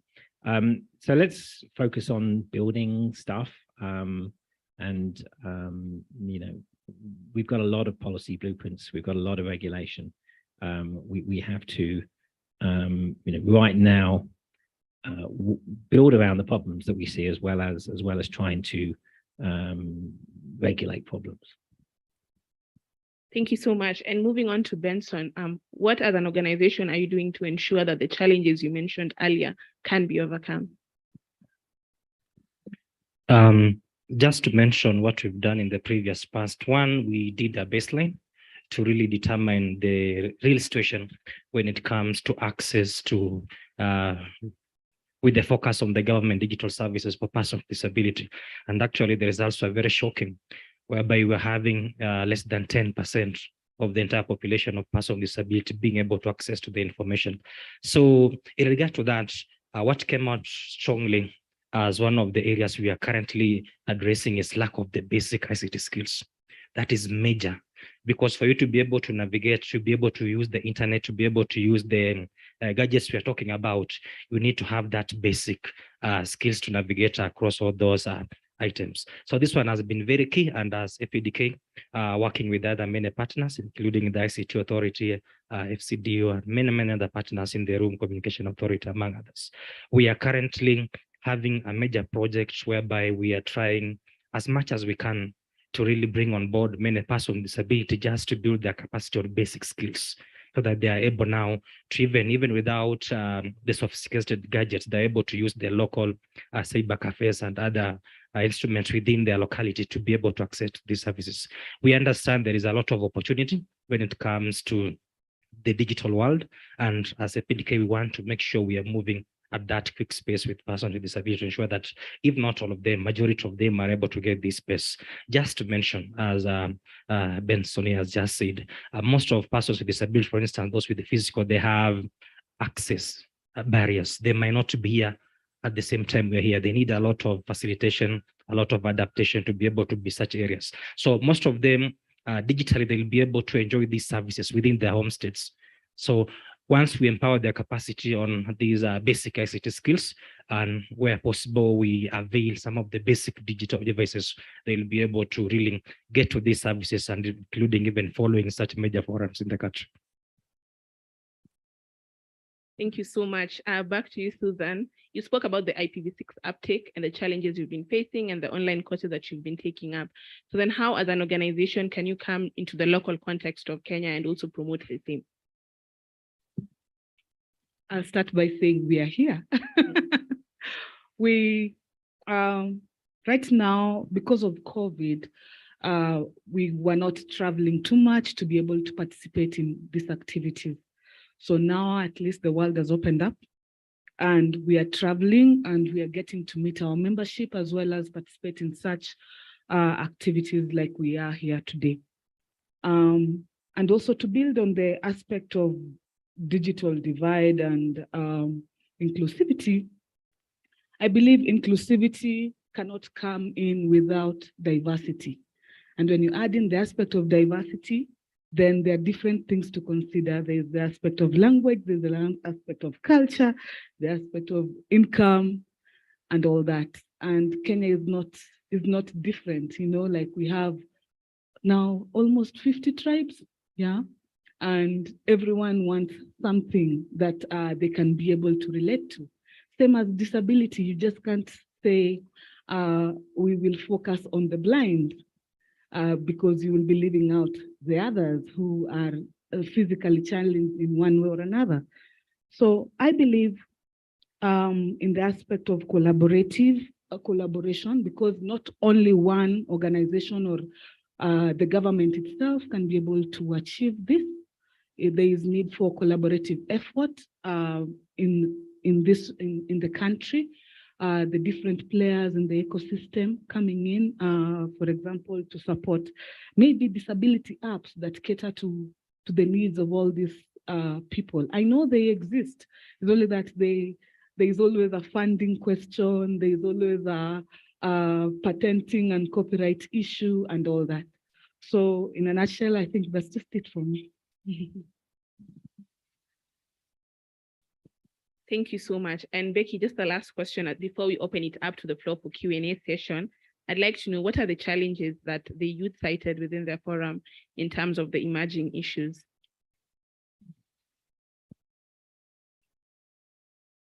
Thank you, Valerie, for that question. So as relates to digital work that we had previously mentioned, due to availability of work, virtual work, or even on leveraging social media fame, some of the challenges that came up, one was to do with costs. So the youth was very vocal about the costs that is involved for them to access ICT services or even ICT technological innovations. And these are costs to do with internet costs. They said it is very high, and being youth who are mainly not have a very strong financial muscle, it definitely affects their access to the internet. The other one is cost in terms of devices. The devices are also very costly. For a device that will enable you to access the internet and do any other stuff online, you require devices of a certain, that falls under a certain, the word is a pricing level. And that goes again to show how that affects the youth. The other one that came up was infrastructure. So they were highlighting that the infrastructure is mostly well laid out in major cities. So for any other youth that is not around or within major cities, they do face, just like everyone else here, internet lack of access, maybe due to strong network coverages. So that was also one of those that came up. The other one that was widely spoken on was the cybersecurity concerns. So from child online protection issues, and I remember someone here from speaking about the child online protection issues, and also cybersecurity concerns of harassment, cyberbullying, all those came up, and it affects their mental health and further pushes them away from the internet. So when we're talking about bringing them on board and helping them participate online, what that does is continuously just push them away from the internet. The other one, as pertains to cybersecurity, is online gender-based violence. So interestingly enough, we had someone report that majority of the content creators online are women. As much as a majority of the people online are men, the women are the ones who are creating more digital content. Yet what that is happening is they are the recipients of a lot of the gender-based violence being faced online. So that was a challenge and an interesting topic point for every youth on board, and everyone just is left wondering, how can I, as an ICT practitioner, jump in and help solve this? The other one is a lack of awareness in terms of internet governance processes and internet governance issues. So the youth are aware of the internet and social media, to be precise, but there is not a wide knowledge of existing internet ecosystems, of policy, of infrastructure right? If someone has not gone to school to be a lawyer or an engineer, they do not know any other things aside from the internet and social media apps, to be precise here. A scholar in the panel yesterday also mentioned that some of the education curriculums that we still have in our schools are backdated. And so our education systems are struggling to catch up with the technology, and therefore the skills are lacking for these people to continuously grow their skills in ICT engagement. The other one was a general attitude, and this is a comment that I want to throw around to all of us. What is our general attitude towards the youth generally? When we see the youth, do we fear them? Do we not like them because they spend a lot of time online, not wisely? And generally a question or an invitation to change our attitudes towards the youth. The youth, yes, we keep saying are the future, but the future is not the future until today, right? The future can't come until today is past. So how are we doing? How are we, interacting with our youth? The youth are asking to be looked upon favorably. They're asking for opportunities if you have opportunities. They're asking for assistance from you if you have a device or two that you can render a youth next to you, give them so that they're able to continue, their skills and grow their skills in internet matters, right? Another point that the youth raise is they're asking for policies that will help them, dive, because they are interested, they are curious about internet technologies, and they know it is the future, and they know that it is helping their in their unemployment.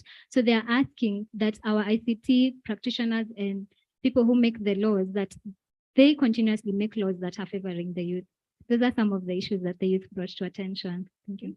Thank you so much, Becky. I think you really gave us the lowdown there on what the youth are asking for. And then now we'll move to open the floor. We'd move to open the floor for the Q&A session. Yes, so my colleague, Victor, there's a question right there. And there's a question also behind the pillar and the one on that side as well. Yes. Where are the hands, please? Okay, and also check online if there are any questions. Hello, my name is Emmanuel Jengo from the Sierra Leone High Commission.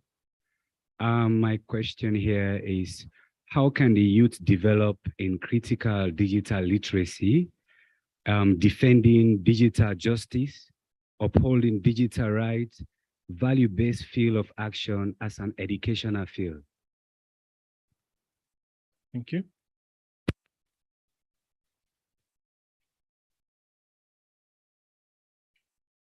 Hi, everyone.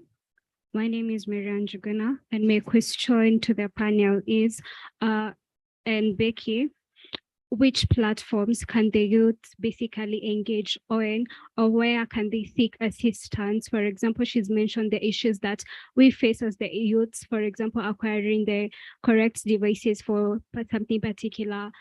Can we get platforms whereby we can channel or give our suggestions on what we think is more applicable to whatever it is that we're doing online? Yes.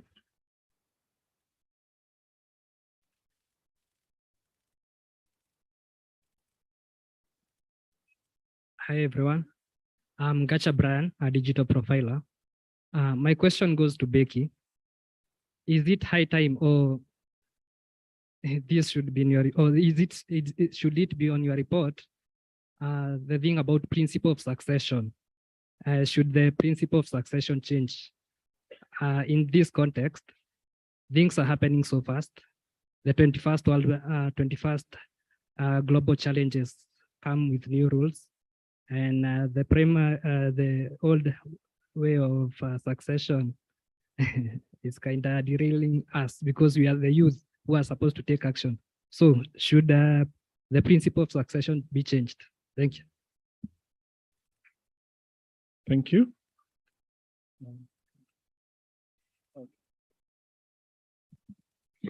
There's a question from one of the online participants. His name is James Alvin. So he raises this question. I don't know who will pick it. On matters online jobs, payment platforms such as PayPal request for very confidential information about us. Now, how is our data protected? I think there's just one last one.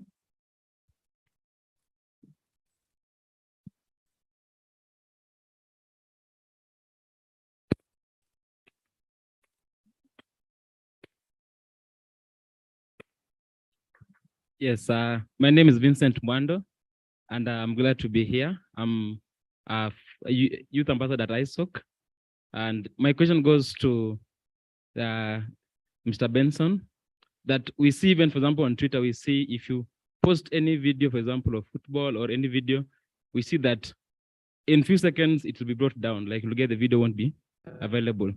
So as the Communication Authority of Kenya use such methods to be able to make everyone feel like the digital space for everyone. For example, certain clips may be posted, which may be abusive in a way, because such methods have been used actually in the global space, but just can the Communication Authority of Kenya use it, for example, to make a company like Safaricom and so on, to be able to invent such things in the digital space, to be able to actually curb some of the aspects which make digital inclusion not achievable in the current generation.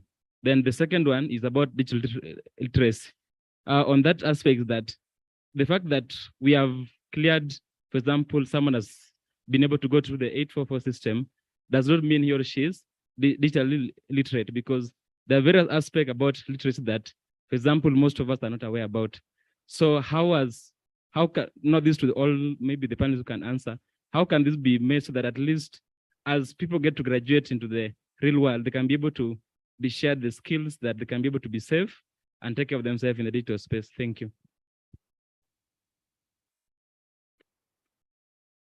Thank you so much for the questions. As there's only one question which was directed to our panelists.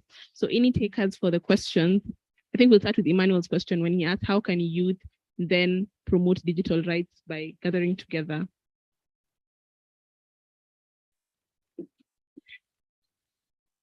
Any takers?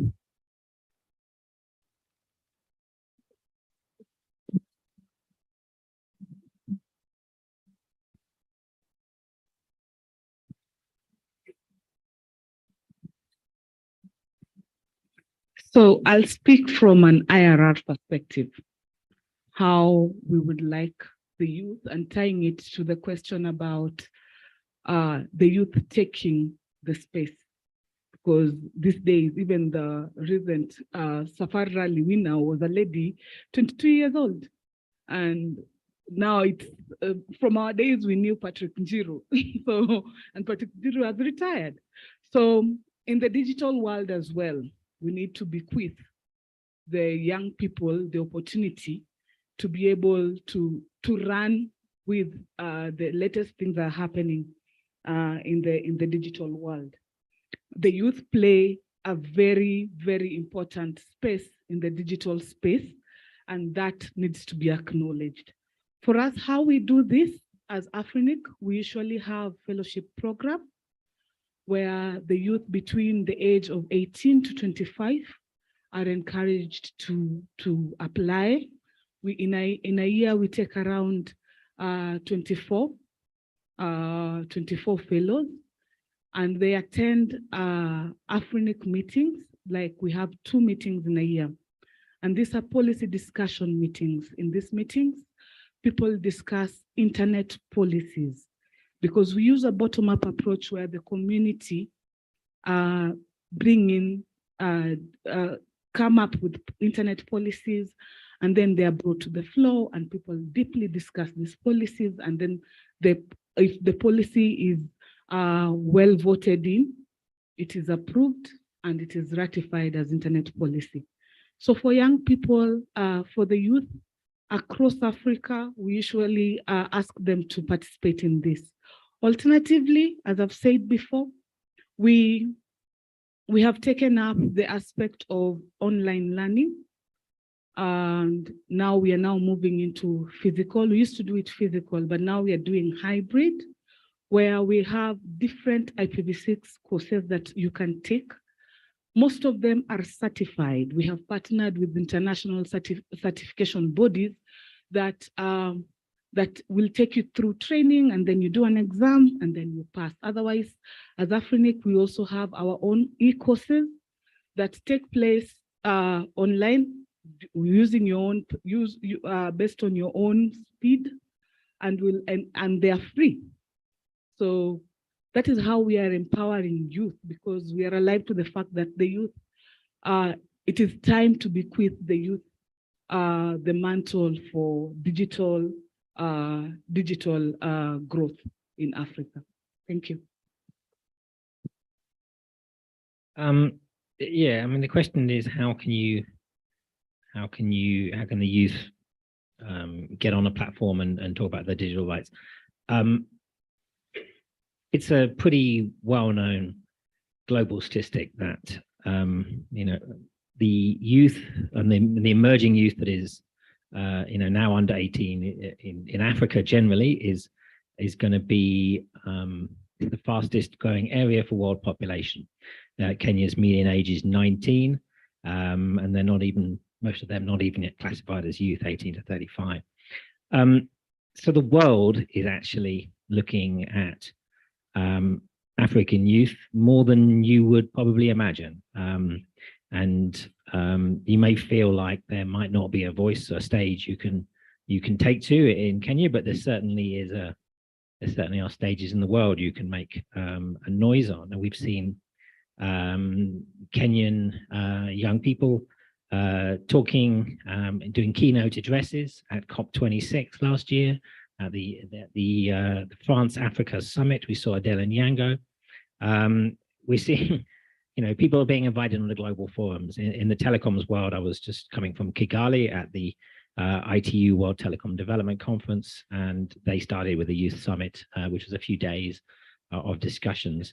So the world is listening, right? It might not just be, your parents might not be listening, your school teacher might not be listening, your governor might not be listening, but the world is.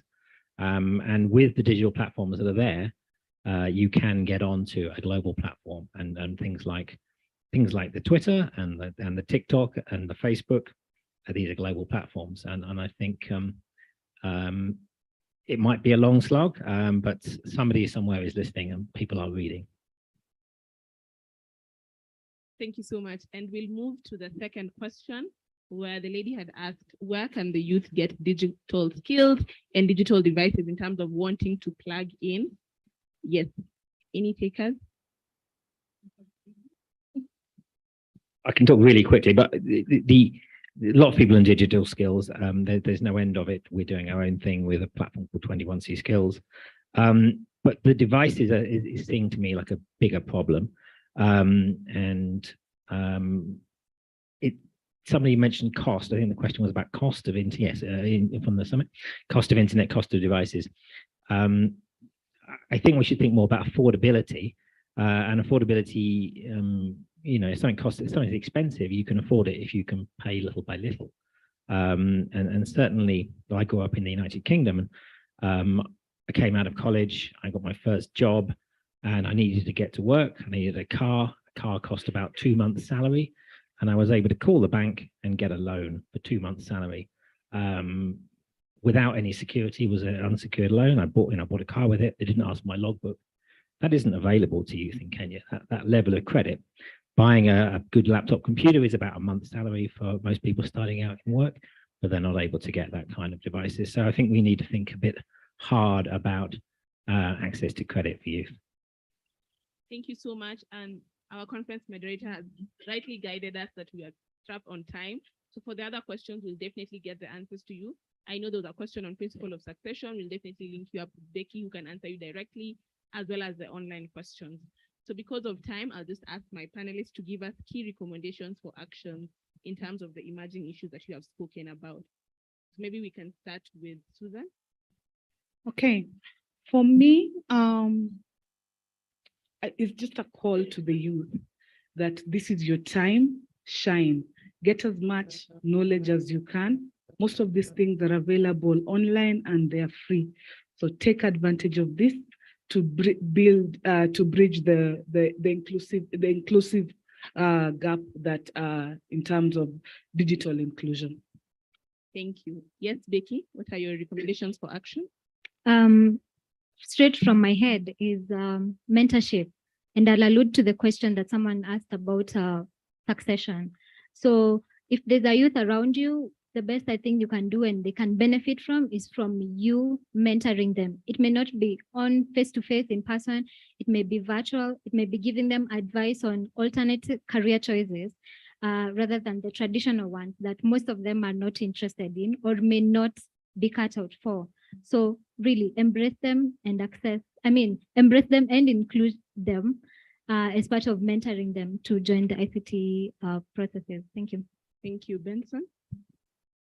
Mine's just to iterate about as we engage in planning, developing programs, implementing, let's always have the issue to do with disability in our mind.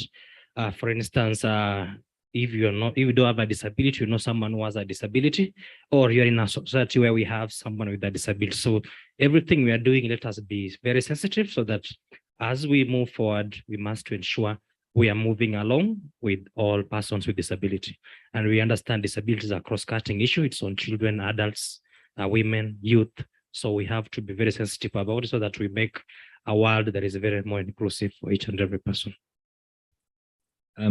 I would just say that the message is that I think the whole world is focused on inclusion. If you look at the largest companies in Africa, we're one of them, and we say that it's that part of our core mission statement to leave no African behind.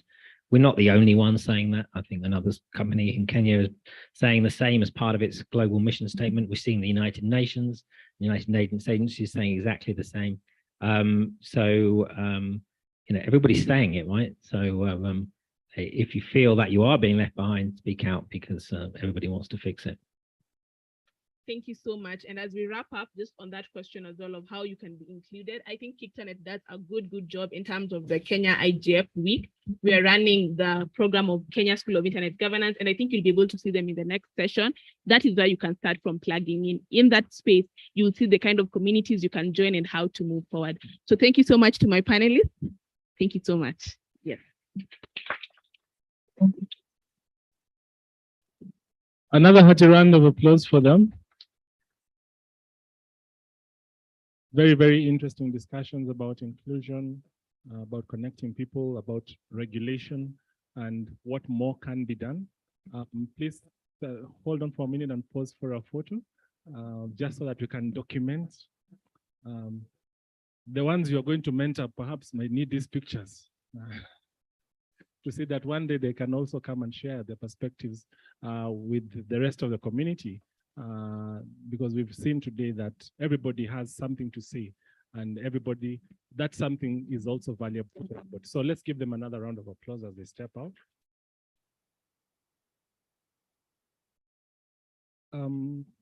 As we proceed, I'd like to invite Barak Otieno. Yes, as part of what has been alluded to previously, that KICTANET has been conducting a school on internet governance, and Barak is here to tell us something about it and what they've been doing. Barak, karibu.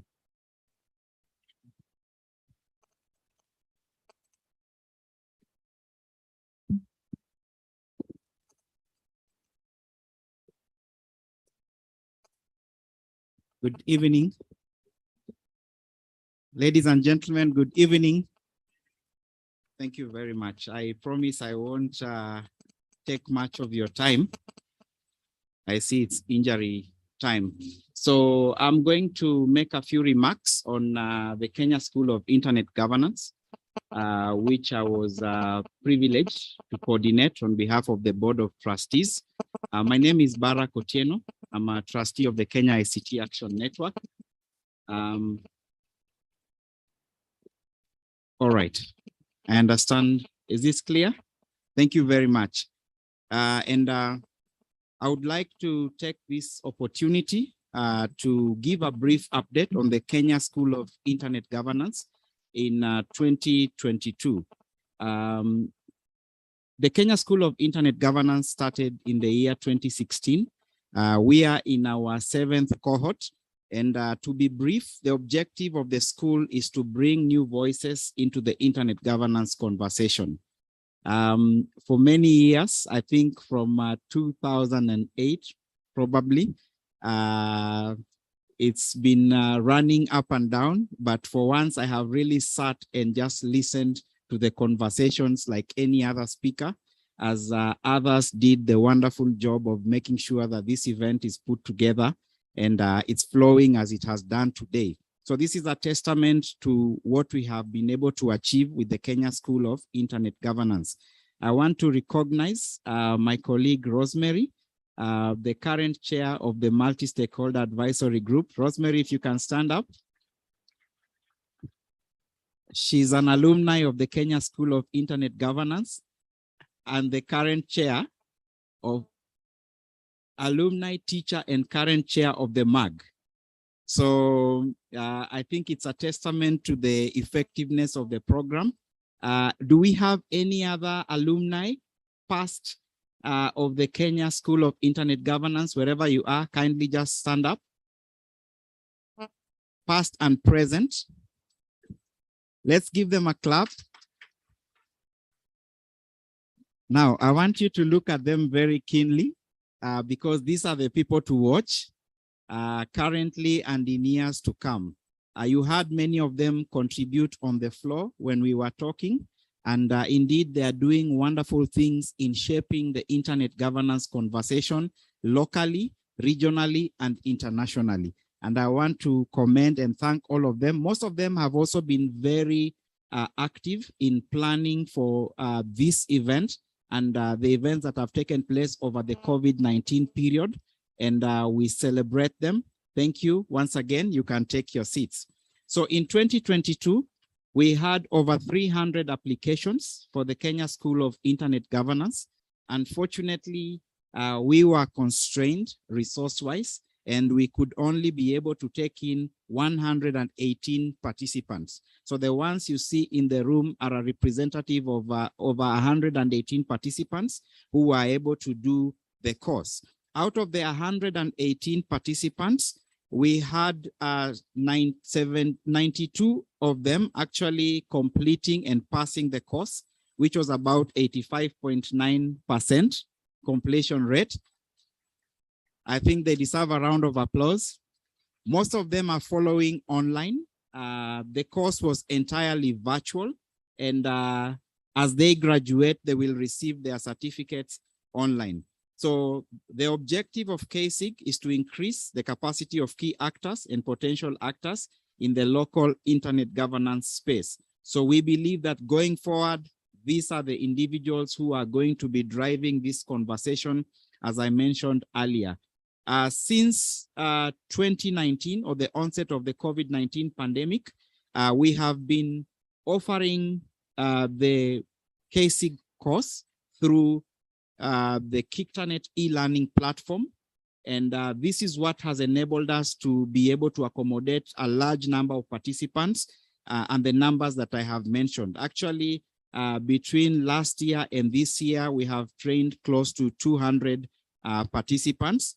The demand is high, as you have heard, and the KICTANET Secretariat is continuously looking at ways in which it can be able to offer this training to more participants. So to our partners, we want to thank you very much for your support, which has ensured that to date, from the year 2016, we have been able to train over 300 participants and bring 300 new voices into the internet governance conversation. We need your support to make this training, or rather to be able to accommodate more voices in this training. Last but not least, I want to also recognize the faculty or those who have been responsible for the course.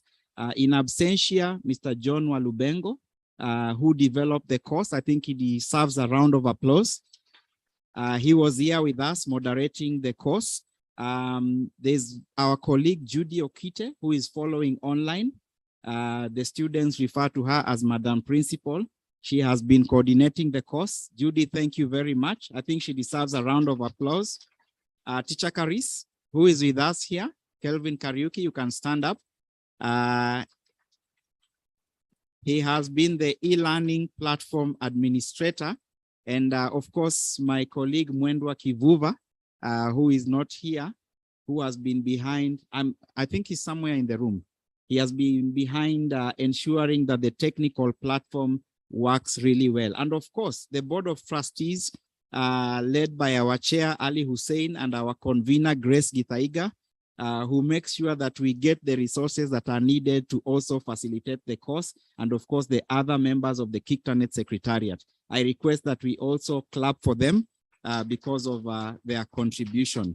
So with that, I would like to invite one of the participants, Anne, from the 2022 cohort, to give a vote of thanks on behalf of the class. And that will be the end of my presentation, as the graduation will be done online. Let's appreciate Anne as she takes the mic.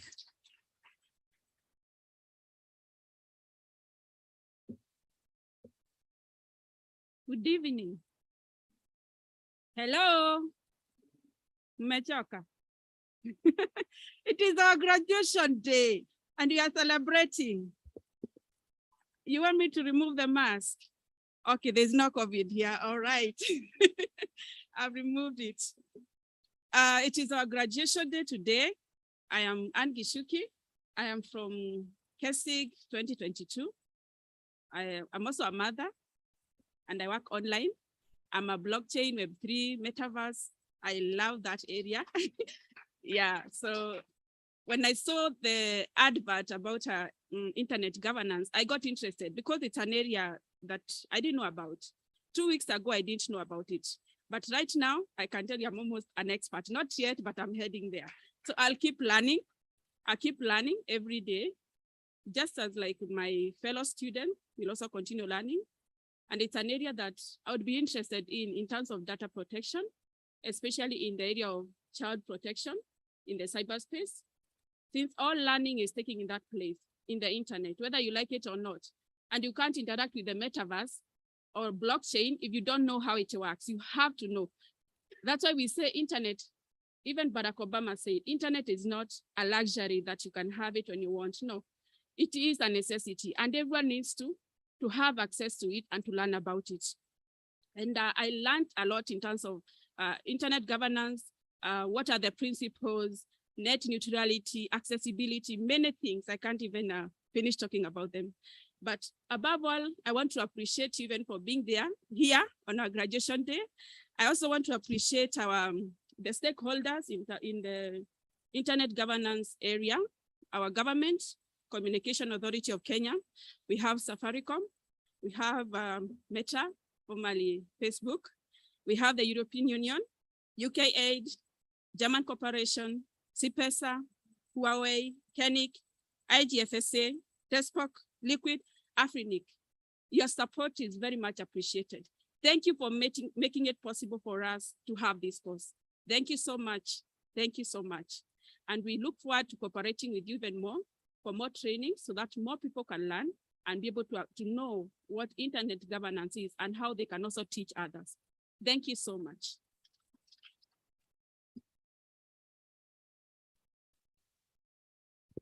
Thank you very much, and another round of applause for Anne and Barak.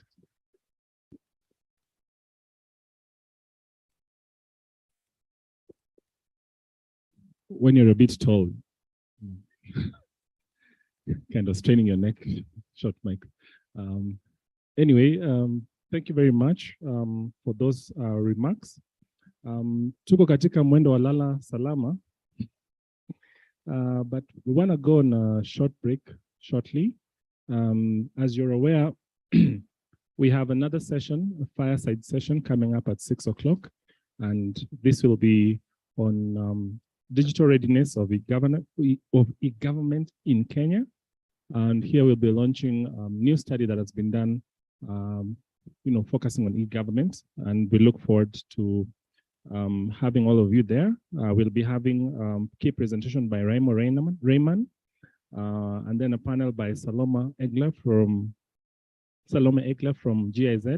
We'll have Philip Irode from ICTA, and Professor Bitangi Ndemo from the University of Nairobi, and Jack Ngari from Google. and the session will be moderated by Harry Harry. But just before that, I'd like us to just go through what has happened today. We've had a rapporteur capture the keynotes. So Megan, are you present? Yes. Yeah, just come and give us some of the highlights that have come from the day that we can take home as we go and take our tea. So Nash, just a quick summary.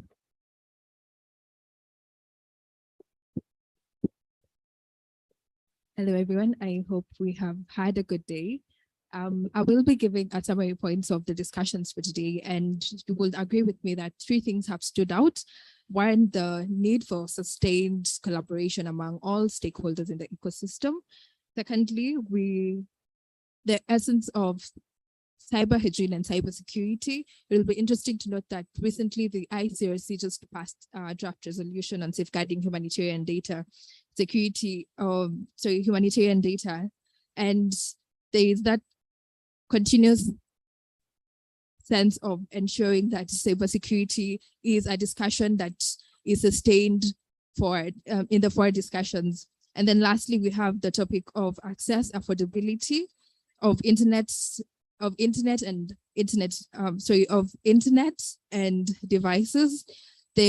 Just to quote our earlier speakers, Mercy Wanjao, she said that if you are locked out of the internet, you are locked out of opportunity, value, and connectedness. So just to give a brief highlight of our sessions, we had the high-level panel whereby the speakers gave their interest in the internet. They highlighted that the internet is a formidable tool of collaboration. They also gave a highlight of the measures that have been put in place to ensure internet resilience. We had a Meta representative telling us about the community standards by Meta, the partnership and collaboration opportunities that have been forwarded by Meta as well in supporting advocacy for greater reach and impact of various stakeholders. We have the Digital Access Program by the United Kingdom Aid. We have investment infrastructure by Safaricom and Huawei. For instance, Safaricom is ensuring people are upgraded to smartphone through the Lipa Mdogo Mdogo initiative. We have the interventions by the Communications Authority of Kenya, which is seeking to deploy 5 frameworks, for instance, through legislative reforms. And from John from the EU, where he highlighted the need for improving threat analysis. In our first session, whereby we discussed governing data and privacy protection, there was highlighted the need for compliance to Kenya's Data Protection Act and its regulations. The other highlight was the need for collaboration in data governance among stakeholders and to avoid fragmentation in the discussions, the need for data protection impact assessments, and the challenges in the domain name management in Kenya, whereby we're seeing an increase in cyber squatting, and KENIC is seeking to deploy a better management system of its WHOIS program. In the second session, whereby we discussed ICT and upcoming elections. In the upcoming elections, there was the need for election integrity and transparency through ICT. We also discussed the issue of ensuring redundancy, ensuring there are multiple service providers, the role of the media and other stakeholders to promote transparency and accountability of our electoral agency, that is the IEBC, and a continued engagement of handling disinformation and misinformation even after the elections. And then the third session, whereby we've discussed connecting all people and promoting cyber hygiene. Again, we've discussed the issue of cyber hygiene and cybersecurity, the need for continuous creation of awareness and trust, the need for understanding users of the internet, the different age groups that are there, ensuring that, or rather incorporating measures such as patch management, bug bounty programs that have already been deployed by Safaricom, and the need to ensure that we do not work in silos by ensuring the sustained concerted effort in this space. And then in the last very session, we had the emerging issues including the youth, online work, inclusion and regulation, whereby a number of points have been highlighted, including the youth in the Internet Governance Forum, and people with disabilities through the use of fellowship, the use of training, and bringing to awareness the different challenges that people are facing in the internet. That will be all, Victor.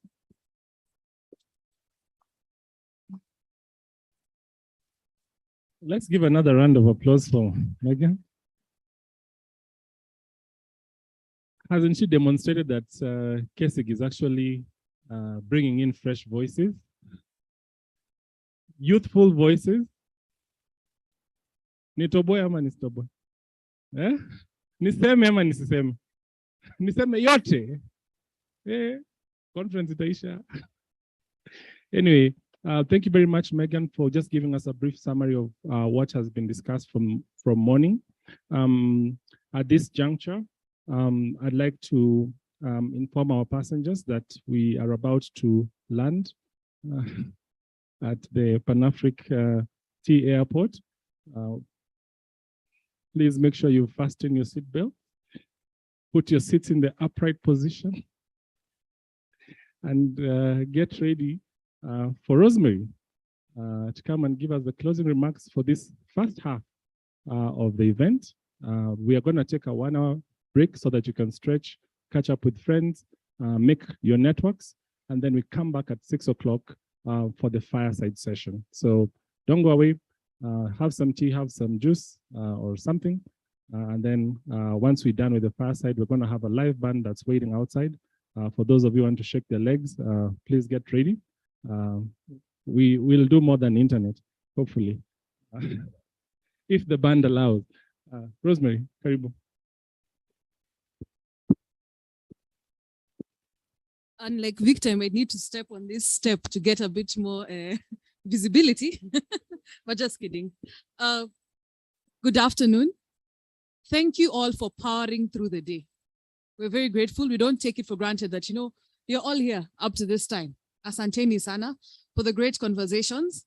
So to begin with, great conversations on upholding the multi-stakeholder forum, covering all walks of life have been held today. And thank you all of you who've contributed in one way or another. And of course, this day has taken months and months of planning. We couldn't have done it by ourselves. We've had an amazing team, which is the MAG. If any of you are here, please stand up. The multi-advisory group, just stand, we just recognize you, together with the trustees and the secretariat. These guys have put in very early hours.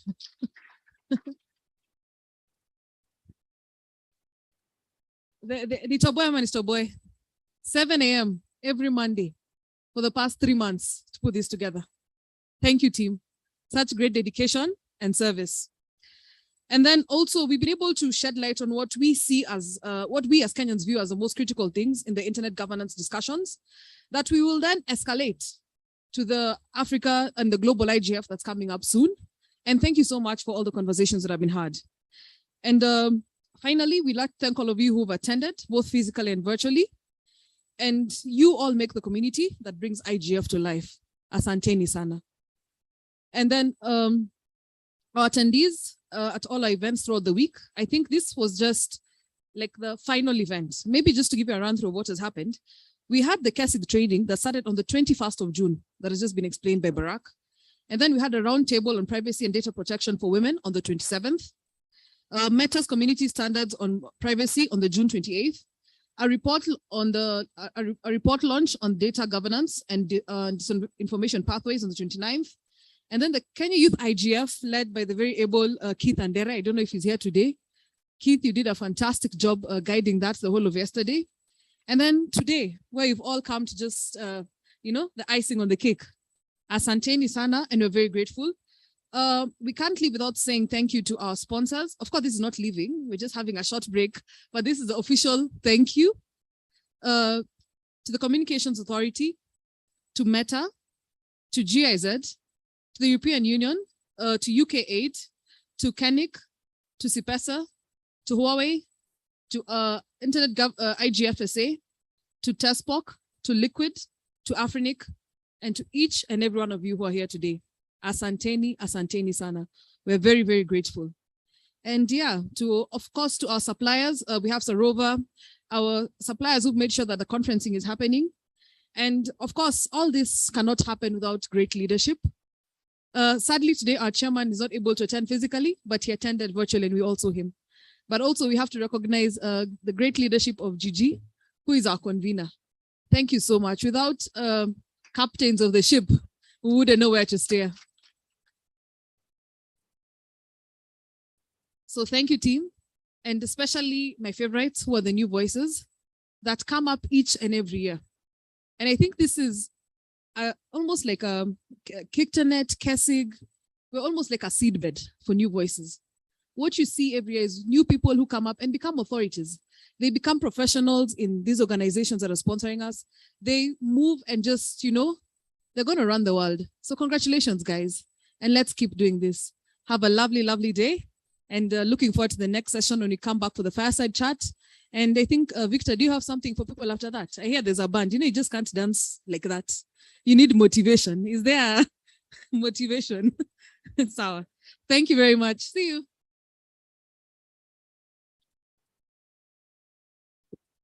Thank you, Rosemary. I don't know how people get motivated, but I think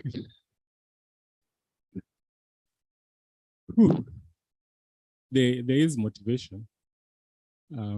There's a nice band. There's something to eat and drink. So we look forward to you participating. As your captain, I can tell you that we have safely landed at Pan-Afric and tea is served. And so take a minute or two, say hi to someone new, exchange a business card, and we'll see you here back at 6. Yes, the session is going to be here and we'll continue from there. Oh, na makofi ya keep time.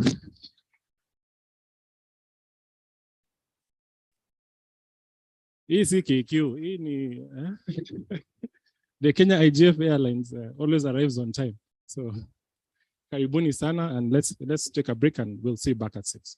Thank you.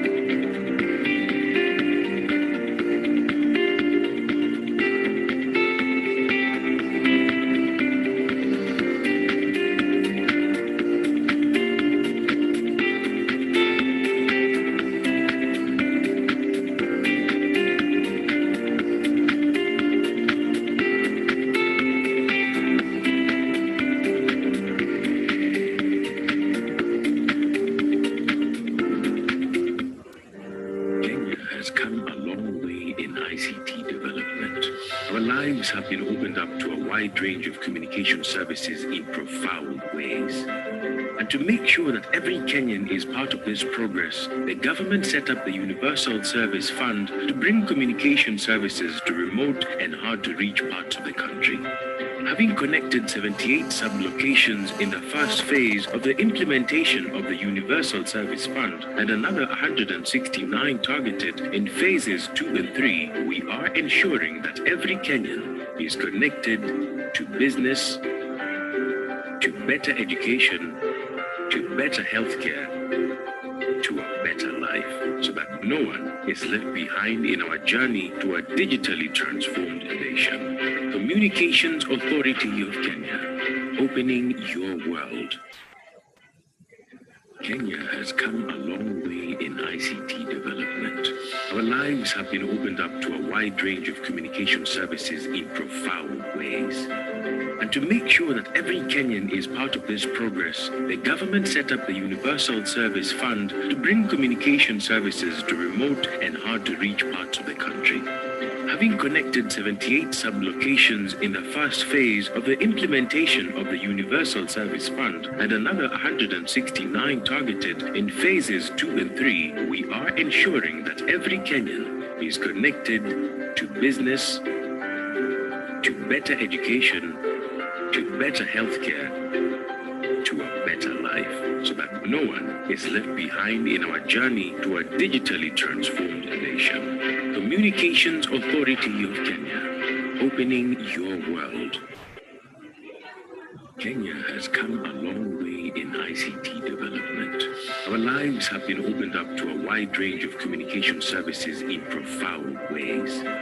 And to make sure that every Kenyan is part of this progress, the government set up the Universal Service Fund to bring communication services to remote and hard-to-reach parts of the country. Having connected 78 sub-locations in the first phase of the implementation of the Universal Service Fund and another 169 targeted in phases 2 and 3, we are ensuring that every Kenyan is connected to business, to better education, to better healthcare, to a better life, so that no one is left behind in our journey to a digitally transformed nation. Communications Authority of Kenya, opening your world. Kenya has come a long way in ICT development. Our lives have been opened up to a wide range of communication services in profound ways. And to make sure that every Kenyan is part of this progress, the government set up the Universal Service Fund to bring communication services to remote and hard-to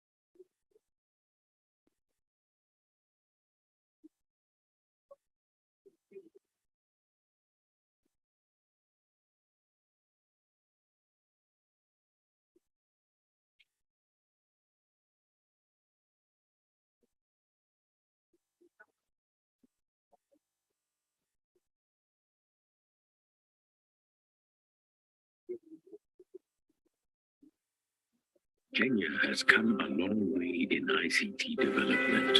Our lives have been opened up to a wide range of communication services in profound ways. And to make sure that every Kenyan is part of this progress, the government set up the Universal Service Fund to bring communication services to remote and hard-to-reach parts of the country.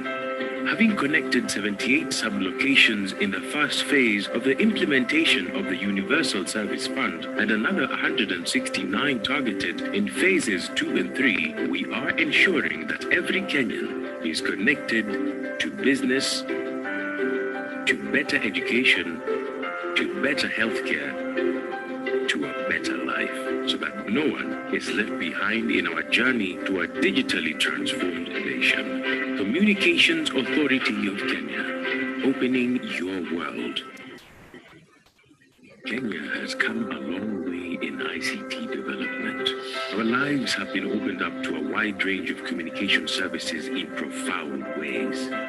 And to make sure that every Kenyan is part of this progress, the government set up the Universal Service Fund to bring communication services to remote and hard-to-reach parts of the country. Having connected 78 sub-locations in the first phase of the implementation of the Universal Service Fund and another 169 targeted in phases 2 and 3, we are ensuring that every Kenyan is connected to business, to better education, to better healthcare, to a better life, so that no one is left behind in our journey to a digitally transformed nation. Communications Authority of Kenya, opening your world. My cosmetics business is booming. Do you want to know my secret? I registered my .ke domain name and built my online store. Now the orders just keep coming. Getting a domain name for your business is a game changer because it has enabled my customers find me online by improving my website search ranking, which has translated to more business. It has given my brand a credible internet identity because a .ke domain name is uniquely Kenyan. Furthermore, it protects my brand online. Take your business online today. Visit www.kennic.or.ke and select a registrar to get your domain name.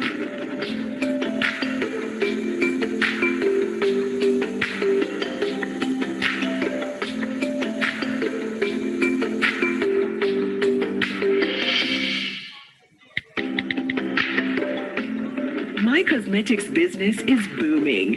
Do you want to know my secret?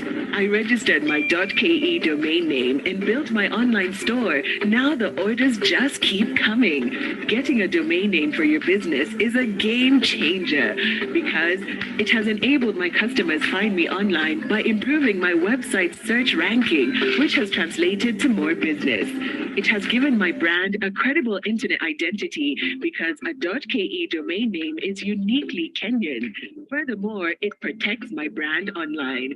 Take your business online today. Visit www.kennic.or.ke and select a registrar to get your domain name.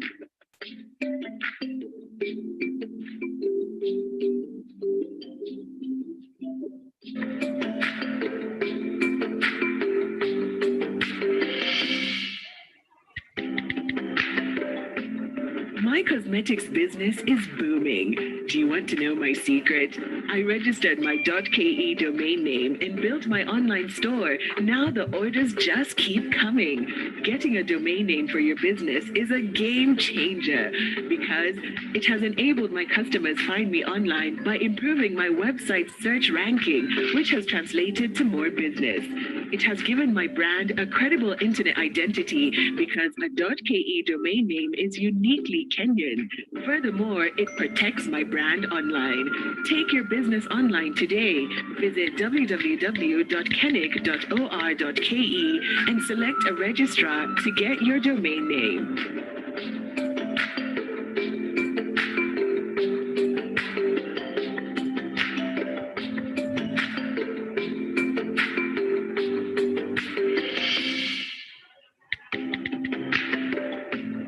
My cosmetics business is booming. Do you want to know my secret? I registered my .ke domain name and built my online store. Now the orders just keep coming. Getting a domain name for your business is a game changer because it has enabled my customers find me online by improving my website search ranking, which has translated to more business. It has given my brand a credible internet identity because a .ke domain name is uniquely Kenyan. Furthermore, it protects my brand online. Take your business online today. Visit www.kennic.or.ke and select a registrar to get your domain name.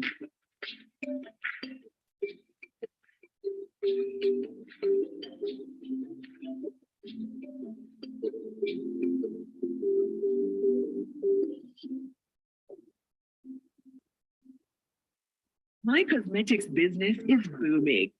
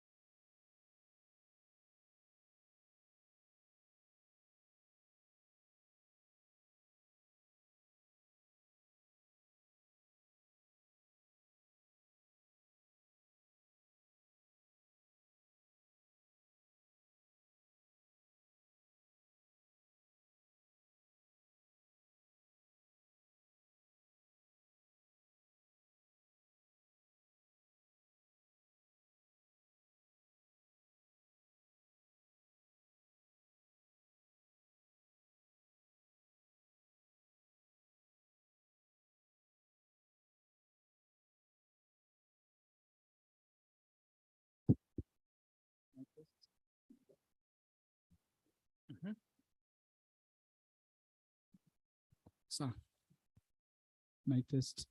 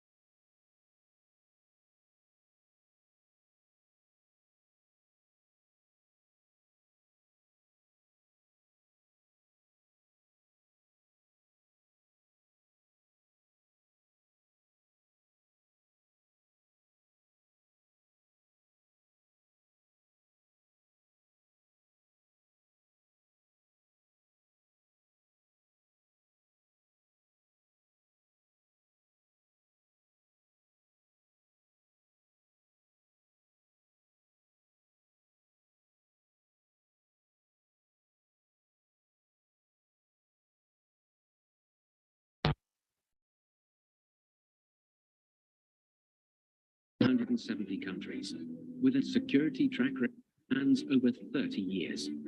Security and privacy are our top priority, without compromising costs, schedules, or functions. Continuous innovation to constantly raise the cybersecurity bar. We are transparent through objective and open testing. Our efforts have earned us over 350 awards and certificates worldwide, and our standards are verified by globally recognized independent authorities. Strict cybersecurity rules are at the center of everything we develop and deliver. We provide high quality, trustworthy products and solutions.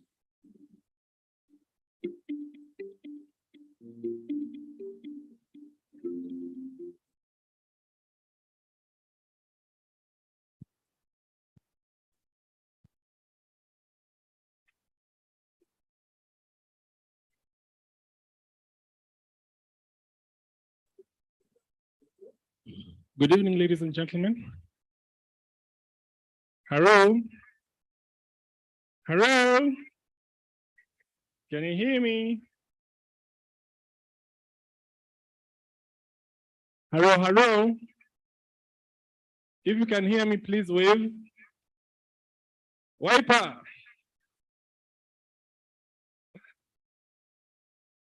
Hello? Good afternoon, good evening. Oh, it's good evening, but it's probably afternoon somewhere in the world, right? Hi.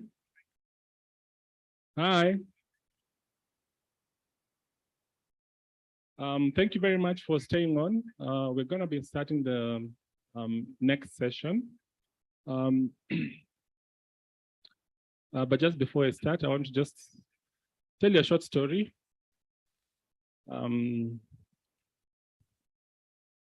A few sometimes back, there used to be a family of tailors. Hello.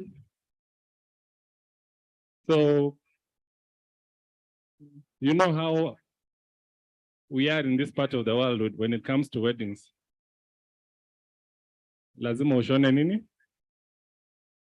Lazima ushone nini? Huh? Hello? Harusi lazima ushone nini? Kitenge, si ndio? Na sasa, if your family are all tailors,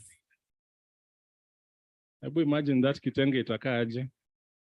So these guys, the son was having the wedding and he had proposed and he told the family that, guys, I know we are all good tailors, but for this once, sitaki made in by us, let us outsource the material for the suit, for my suit, because he was getting married. And so, of course, he went to another fundi, he went to another tailor, and he got it made. And he went and fit the suit, and he came back. And he was now modeling for his siblings. What do you think of it? And so once he came back, everybody had an opinion, but they said it's okay, the cost of outsourcing. So at night, when everybody was asleep, the sister woke up and Your said, peace of mind is our peace of mind. When it comes to security. So the sister woke up in the middle of the night and she said, hey, the way I saw that suit, it was a bit baggy. So wacha niende nikati ni slim fit kidogo so that the sleeves zingiane vizuri. Huh? Then she went and, you know, they're tailors. Machine prr, prr, took it back. The brother was still asleep. Then the mother was asleep. She said, oh, my son, hey, that trouser. It looked a bit too long. Wacha niende niweke hemming kidogo huku chini. She went, took the trouser and trimmed it a bit. Then the dad was also imagining the same thing. So at night, yeye pia kajifanya naenda kwa choo, akaenda kwa kabati akachukua, akaenda akafinya waste kidogo. So you guys know, when even our graduation, si ulihang hata suti, kasema tomorrow this is the one. You don't even put it in the kabati, you put it outside. So everybody went and cut. So asubuhi, you can guess what happened. So this guy comes and, takes a shower, comes back and tries the suit. Anapata mkono iko wapi? Trouser iko wapi? And the waist is? So, well, the long and short of the story is that the stuff didn't fit. And so the son started crying. Saying, what happened, guys? Oh, the mom says, I saw the coat, it was a bit baggy, so I went and cut it. Everybody now confessed. But unfortunately, the lesson is that we all had good intentions, but sometimes it doesn't always turn out 100%, right? So we all wanted you to be comfortable, go through. Lakini mtu alifinya kidogo mahali, and we've been squeezed a bit. So please bear with us. We had good intentions, but the suit is a bit tight, but we hope we can make do.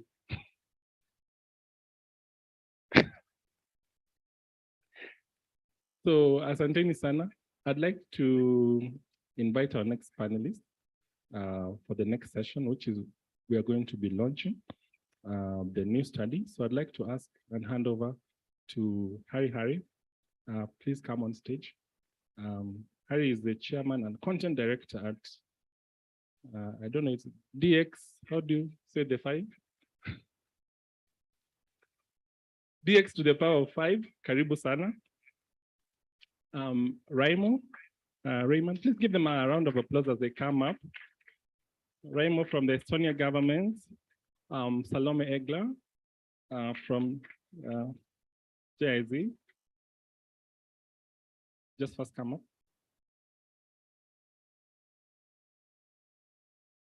Yeah, it's okay. Just come. Yeah. Don't be shy. And then we'll have Professor Bitangi online. And last but not least, we have Jack Ngari. Karibu. A round of applause for them. So, Harry, over to you. Thank you. Good evening. You know, I used to be a teacher. And when a teacher says good evening, you respond properly. Good evening. Thank you. I'm told that you guys have had a ball throughout the day and throughout the week. Who's been enjoying themselves? You know, Gigi told me he's going to feed you. Did she feed you? Okay, good stuff. So thank you for staying on. This is what they call a graveyard shift. This is the last shift of the day. And we hope that you'll find it useful because I have some awesome people here who know what they're talking about. I'll just be there conducting. So don't even listen to me, okay? Please sit. So this session has several things in it. Allow me to sit as well.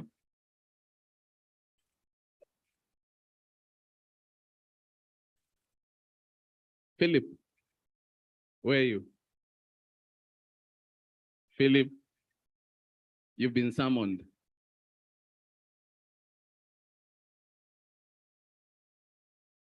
So this, please join us. Thank you. So this session will have several components in it. So we'll have a video that is going to run just after I finish speaking. And then we'll have Remo, who's part of the authoring team of the report that we'll be launching later today.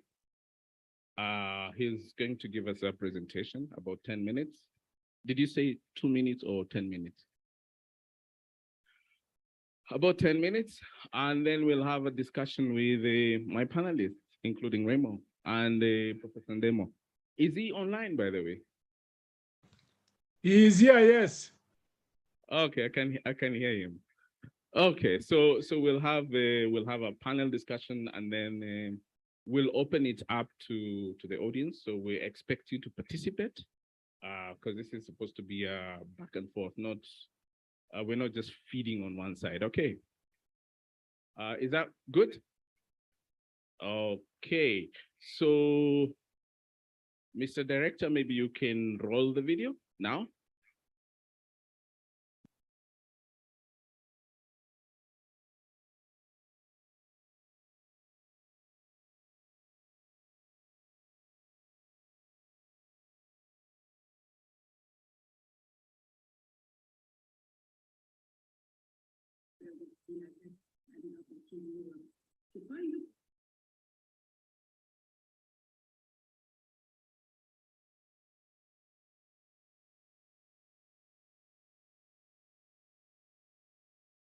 Is the video ready?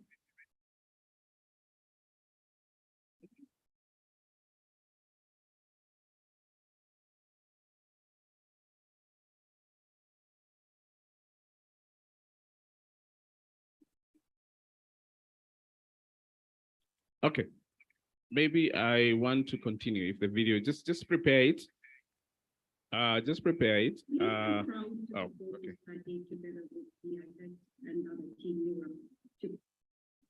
Greetings from Estland, the Estonian Center for Information Development and from the Estonian people. We are pleased and proud to support this study together with GIZ and other Team Europe to find opportunities for multilateral collaboration in Kenya in the fields of e-governance and digitalization. The study confirms that Kenya is a regional frontrunner in digitalization on the African continent, with most databases being digital and programs available for enhancing digital literacy, such as DigiSchool and DigiGov. Most importantly, it confirms that Kenya has the ambition, vision, and strategy to become a fully digitalized nation. The report also offers a number of recommendations for improvement to fulfill the dream of becoming a citizen, including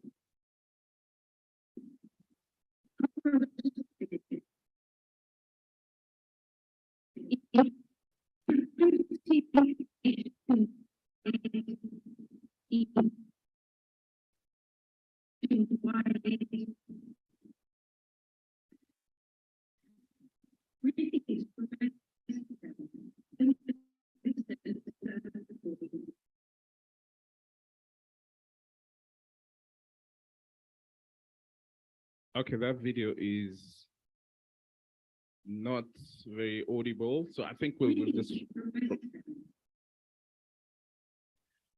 I think we'll try it later. So let's try and fix it, then we can play it later. So now I want us to move to the next item, which is a presentation. It's really a highlights of the report that is done by Remo. Then after that, we'll now have a discussion. Remo, maybe you can also just tell us briefly who is that in the video? Do you know who that person is? Okay, just go ahead and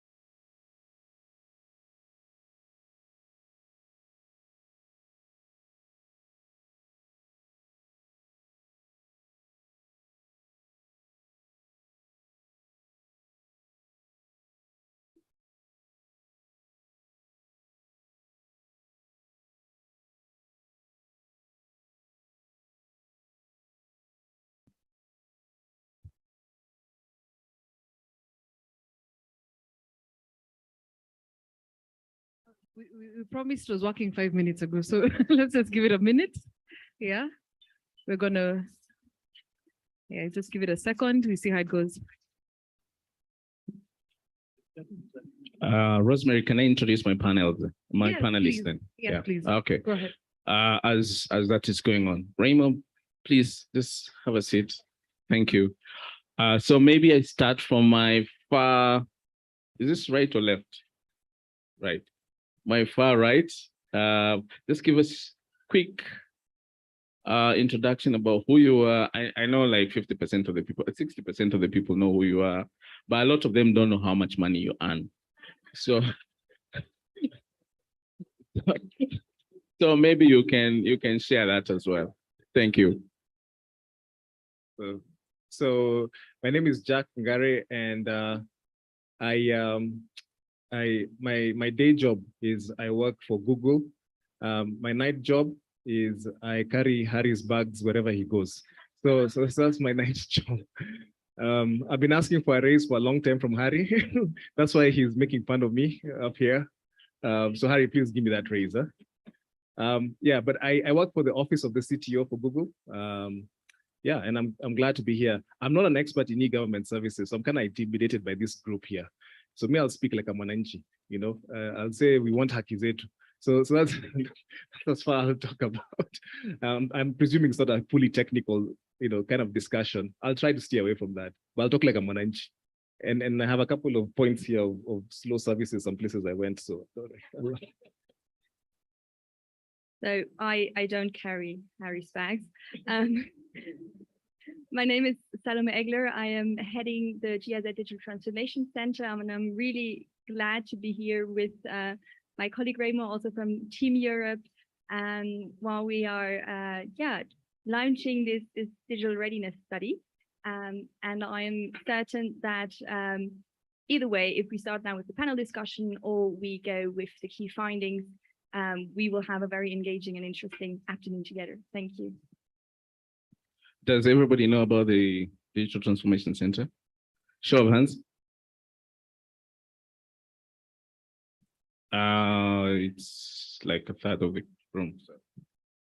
Okay, so maybe some of you saw our little video running throughout today on the screens, but those who haven't. So the Digital Transformation Center is the Durban Development Corporation's project on everything digital here in Kenya, where we are trying to support activities when it comes to the digital economy, but also digital society, trying to work towards a human-centered and sustainable digitalization with our partners from civil society, from government, from private sector, but also from academia.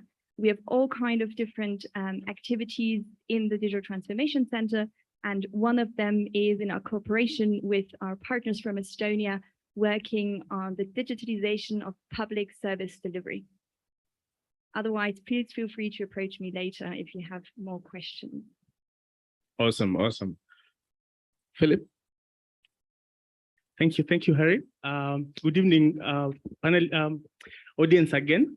My name is Philip Irode. I work with the ICT Authority as my full-time day job. I don't have a night job at the moment. Thank you.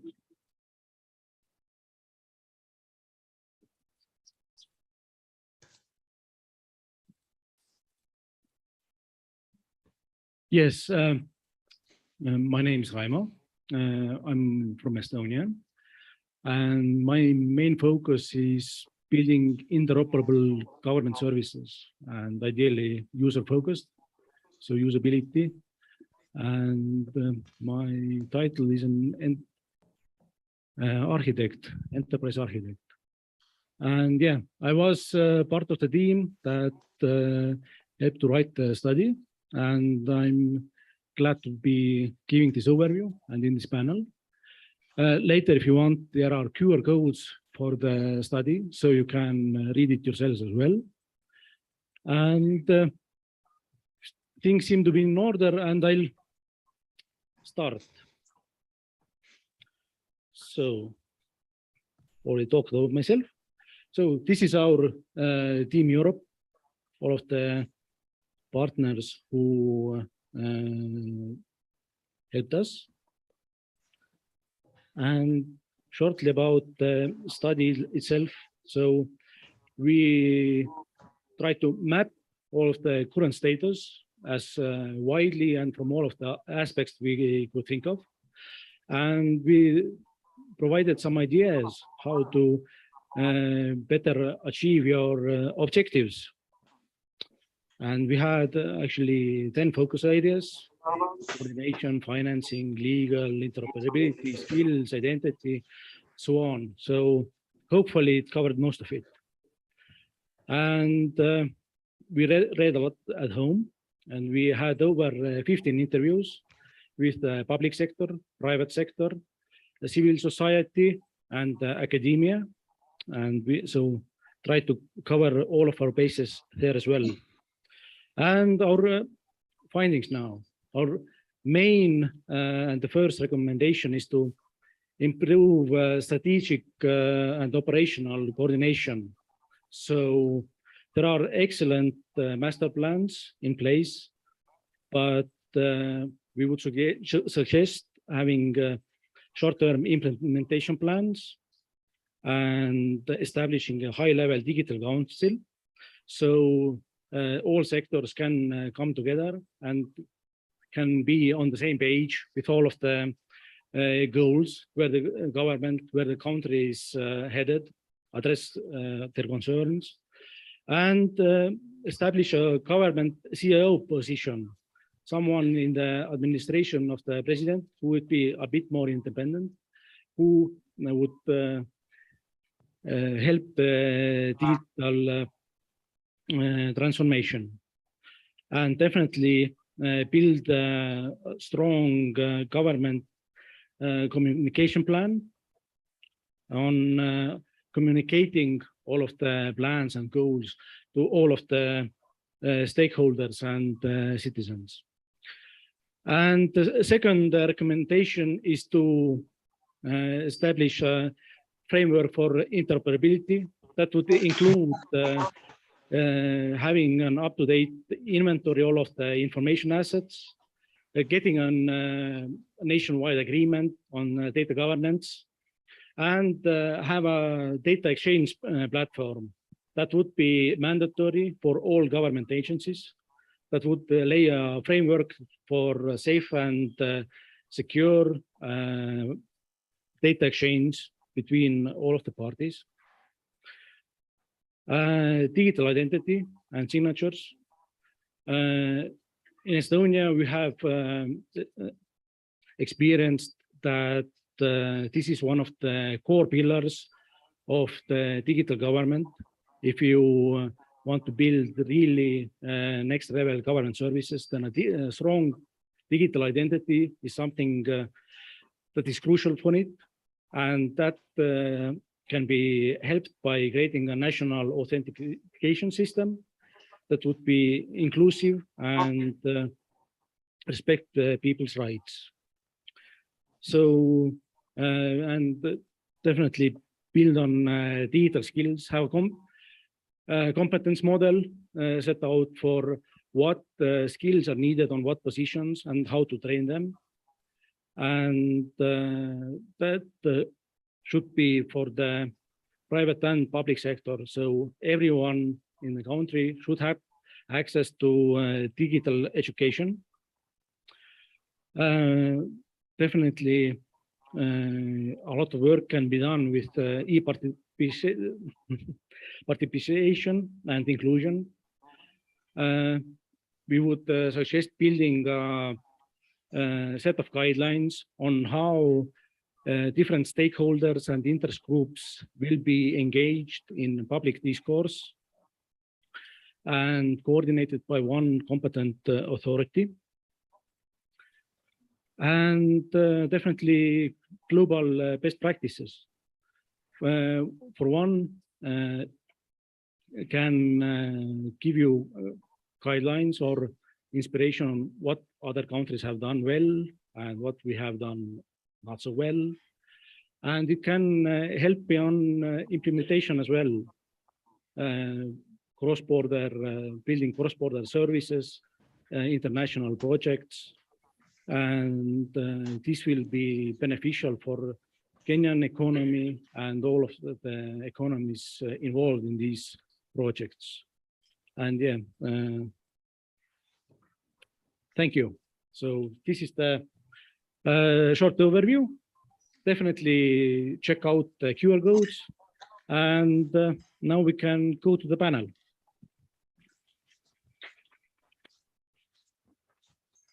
Thank you very much, Raimo, for actually bringing us to speed on the report. Interesting recommendations there. I hope you guys were following and you've jotted down some of your questions, because we'll also have an engagement at that level. The discussion around the government is not new in this country, and I can see somebody who's been very, very active in this space, holding several positions around eGov. No, it's not that one, it's you.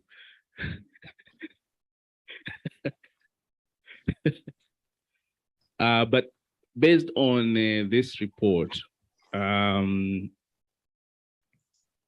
how can the adoption and the use of e-government services be strengthened in the country? And I throw that to my panelists. Whoever wants to pick it first. If I don't see a volunteer, I will volunteer somebody. Philip. Thank you, Harry. I think given that I'm the only panelist in the audience who represents ICT Authority, I'll give it a shot. And of course, Dr. you are there, of course, to be mentioned. So in case there are issues that I failed to mention that you think need to be addressed, you can also chip in. One, I will make reference to technology consolidation. We have currently what we call siloed systems in the government, where each agency and every MCDA, you find that they have their own technology. When you're talking about a data center, you will find agency A have their own data center. You're talking about a certain system, whether it's an ERP, agency B has their own ERP as well. So I would think, one, for us to be able to, probably strengthen e-government adoption, there is need for us to have technology consolidation. Number two, I will look at it as having what we call a single point of reference.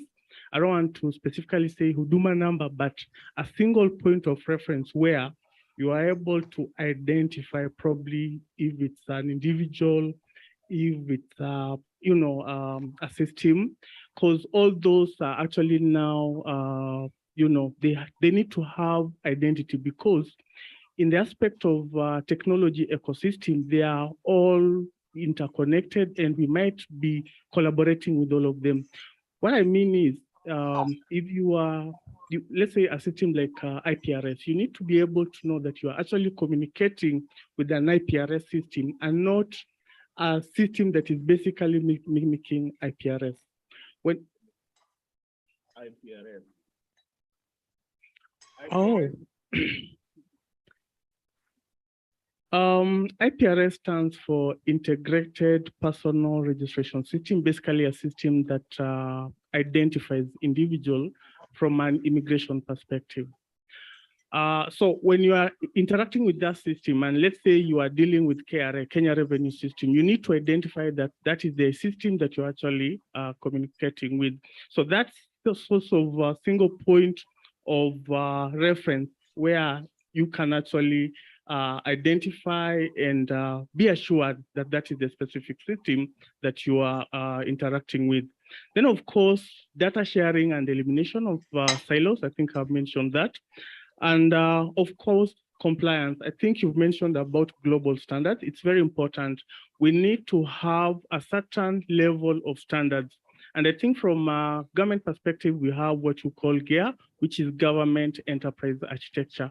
We would want to have that architecture where we can be able to consolidate. If it's a SOA, service-oriented architecture, where systems can all consolidate or converge on a SOA platform and share data, so that if it's a KRS system or if it's an NTSS system, they can actually share some of that data where you eliminate duplication. You are actually able to even enhance aspects of security, and even that data privacy aspect that we are all getting towards we can actually be able to achieve that. And then, of course, I will talk about cloud services. Let's have all these, systems within one platform, so that if there are aspects of security that need to be provided for them, we do not have duplication of effort and resources within the various institutions. Harry, I think that will be my take on that. Thank you. Thanks. Do you want to say something before I go to Raimo? Thank you, Harry. I would like to add citizens' trust. How can we increase adoption of e-government services in the end, right? I think if we want citizens to use these services, and that also means increased demand by citizens for these services, we need trust as an element. And I think that's something that as Team Europe, we strongly believe in. Technology has to work for people. And if we don't credibly build system and get the message across that they are safe, that my personal data is protected if I'm using them as a citizen, that they are transparent, that they're efficient, we might have some systems, but they might not be used. So I want to point out the point of trust. And if we have then these services, we also need to increase awareness. And I think that's also a key finding of the study. We have to create the broader debate about the topic of and the usage of e-government services as a way to facilitate interactions with government, to make processes more efficient, but also more transparent, and also a way for government to be accountable. And that leads me to the point of user centricity, bringing you back to how do we design these services, right? I think this is one of the core principles for digital development as well. I think it's the principle one, design with the user. We might have services in the end, but if they don't match the needs of those that are using them, they will not be adopted. So that is my hopefully short answer to that question around how can we increase adoption. I'm tempted to rephrase the question a bit for Jack. It's the same question. How do we increase usage? But should we be actually even talking about e-government, or should we be talking about m-government?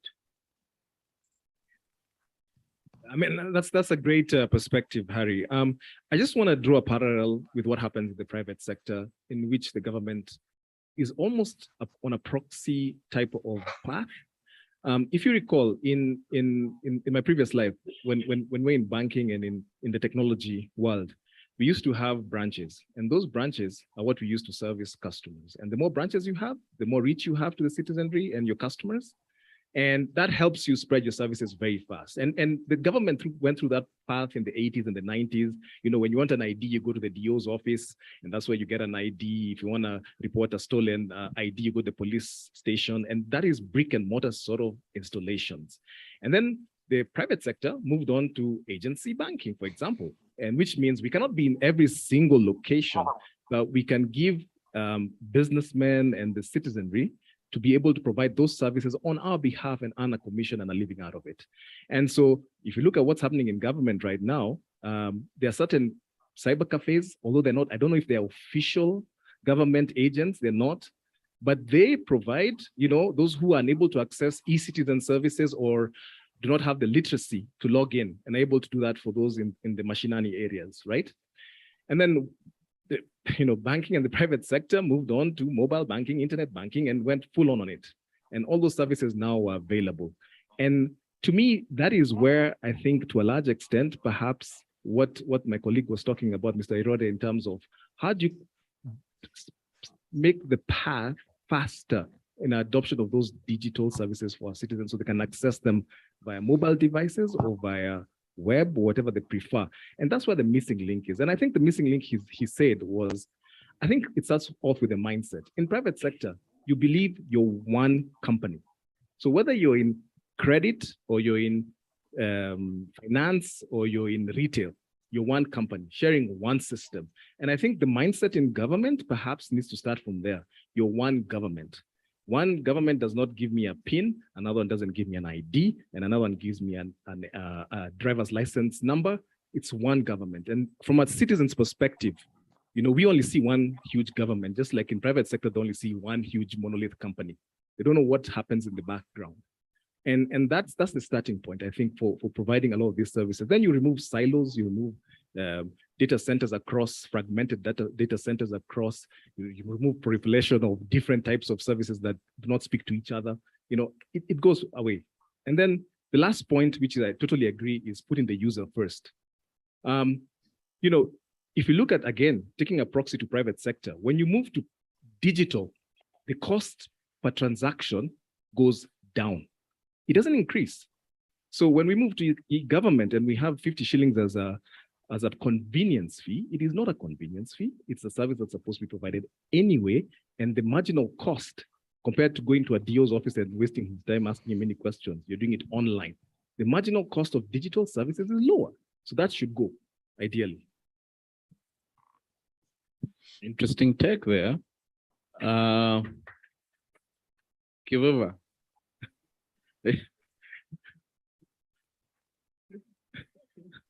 The business model, okay. Remo, you have something to add? Firstly, I love your example. It's the same one I'm always making, that no one knows how many departments Safaricom has. They go online and get everything done, the internet connection, the phone, the modem, everything, not knowing who is part of the transaction. But about consolidation, there can be too much of it. Our experience in Estonia is we have tried to figure out services that are central, that don't have to be duplicated. Like this is the ID system. We have one standard X-road for the communication. We have national identification system and other systems that are the sole responsibility of one agency, and they provide the service for the whole government. And at the same time, we try to be as distributed as possible. So we don't have one central database. We have a lot of domain-specific databases, registries. We have a population registry, we have an education registry, we have a health registry, and so it has been distributed by the government functions and those are the agencies that provide services as well. And our philosophy has been that the one who builds out the services has to be the one who is responsible for it and who is the closest to the customer. Because if you get too far from it and you don't know the business specifics anymore, then you cannot build the best service possible. So the people from the population registry cannot really build the healthcare service because healthcare people know the healthcare business the best. And key for our interoperability is our X-road. And we have standardized communication between registries. And we have a lot of different registries, like and they can use Oracle or MySQL and different platforms and anything. That doesn't matter. What matters is all of them are connected securely and safely, and all of them can exchange information. The information exchange is regulated, so no one has access to all of the data about you. You have to have a legal reason for your service delivery to access specific information. And this is what has allowed to have a really robust and system, meaning that if one part of the government systems fails, then other registries can still keep functioning. And yeah, now the next level of challenges is combining different services into one packet. For instance, if a child is born, then we're building a service where the government just sends you an email saying, congratulations, please name your baby, and here are the government services and benefits that you can have. And you just click OK, and everything is done for you. But in the background, there's the population registry, there's the hospital, there's the local government. There are a lot of different service providers and agencies, but we have taken upon ourselves the complication. The citizen doesn't have to know how complicated it is. They just see, okay, and everything else gets done automatically. I like that, because you see, the idea is to obscure the complexity.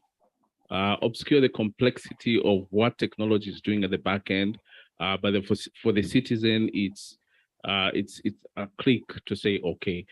Prof. Ndemo, are you still with us? Yes, I thought you forgot about me.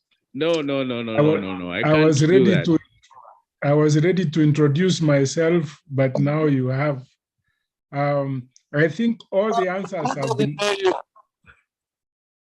Hello? Who doesn't know you? Sometimes my wife. Yeah.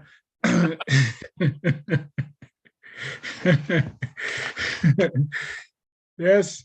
I think all the answers have been given.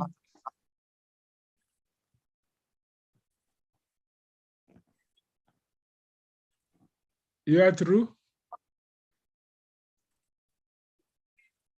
Please proceed. Yes.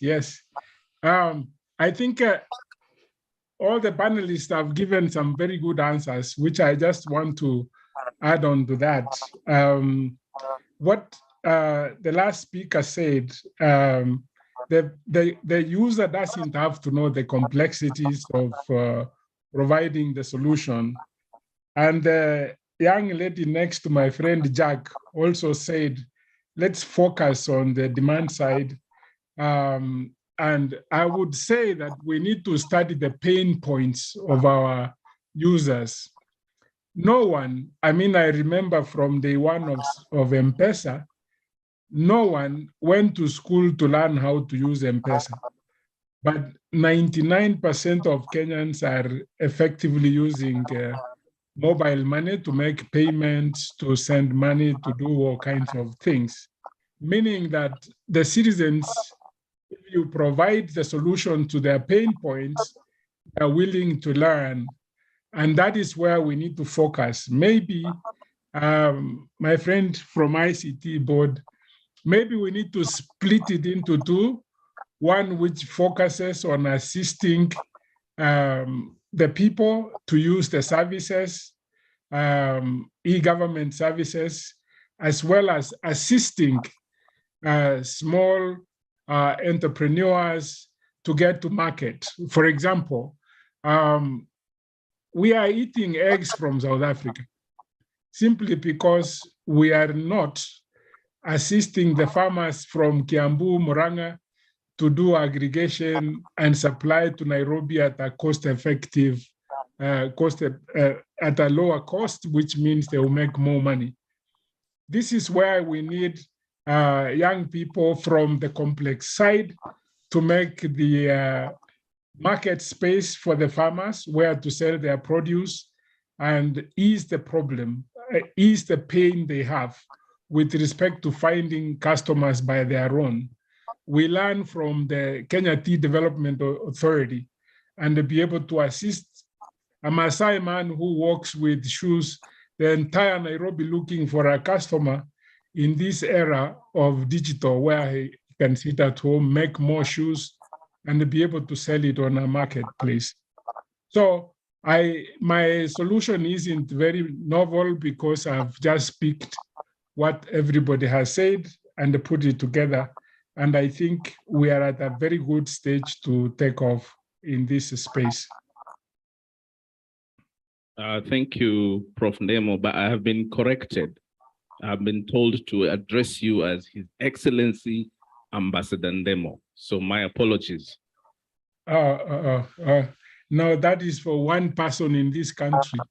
You call me Excellency when I'm in Belgium, not in Kenya. I might be fired, my friend, before I go. Okay, thank you, Prof. Thank you. So I want to move to so the study has also proposed. It's proposed a lot of things, and you guys you've seen the summary, and maybe some of you have read the study itself, the report. Sorry, but there's a proposition of two things I want to bring out. One, and I'll lean on Philip, Raimo, and Prof. and Dr. Gitao on this one. So there's a proposition to have a digital council, a high-level digital council. And this is a think about organization of e-government and probably killing those silos. Yeah. So the introduction of a high-level digital council and also the government CIO. I've seen countries which have had a government CIO. I'm not sure about a digital council. What's your take on that, Philip? Thank you. And I think I'll give it a shot as well. We were having a discussion earlier, myself and you, and I think regionally, the only country that I think we mentioned that has such a setup is Rwanda. And one, we have different aspects when you compare Kenya and Rwanda. One, of course, it's a small population, and even the sort of rule is different. We find Kenyans to be a little bit very, very liberated. And the reason I say so is when you're looking at a digital council and the sort of capital expenditure that goes into ICT is quite high. So you might find that there are aspects of governance that might crop in, which will basically hinder the adoption of that aspect of strategic direction towards ICT. And then, of course, it might require one high level of what I'll call you align whatever direction that the digital council articulates and say this is where we want to go, you actually have to align with that. In our earlier panel, we discussed how Kenyans react, and that was specifically on Kenyans on Twitter. They will actually resent, they will always try and, of course, go the other way. So when we're talking about a digital council, I would want to say, yes, it's a good approach that can be adopted if, of course, it can be strengthened from the highest level on the land. We've seen things that have been done. Of course, we didn't have a data protection law. It has been done. And of course, we are now being aligned to that law. We now have a CMCA, which is Computer Misuse and Crimes Act, which is a law. We didn't have it, but we are actually aligning to that. So if this is the direction that can be adopted and of course, get the support that is required from the highest office on the land, I think it's, achievable. Some of the impediments that comes into ICT are basically governance issues. We have capacity and skills where you might want to implement that particular strategy, but then you do not have capacity within that, line. We have technology changes sometimes. We are talking about government and services that are basically being hosted on what we call legacy systems. So you'd want to know, how do you consolidate all these services and systems so that whatever council and whatever decision they make, everyone aligns onto that directive. So I think it's something that is, can be considered.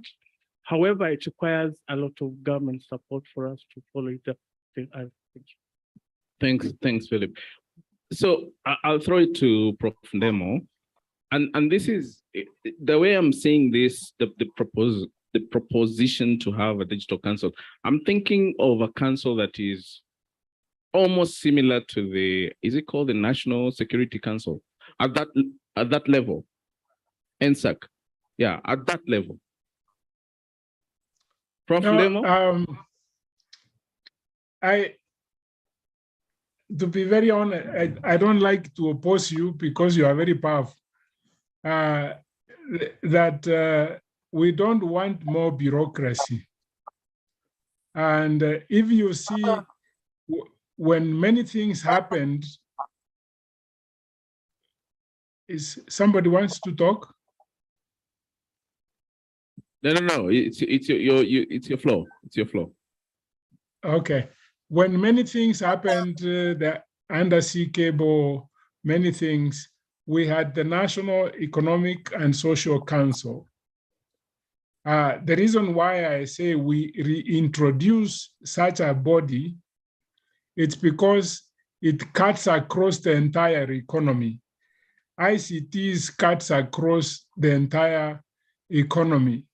By creating the Digital Council, you isolate yourself from the very people that you want to work with.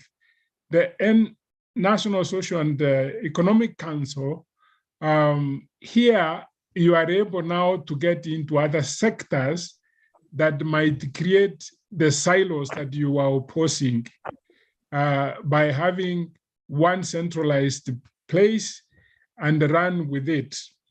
We should not be the ones to create such isolationist bodies.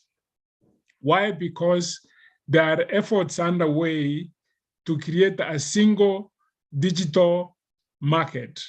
And if we have an Africa single digital market, it means that many of the startups would become unicorns much easily than now when you leave Kenya to go to Uganda, to go to Nigeria and introduce yourself.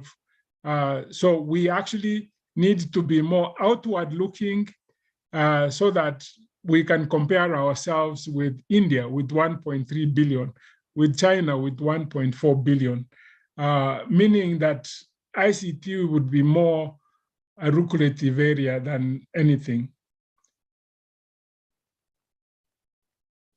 Hello?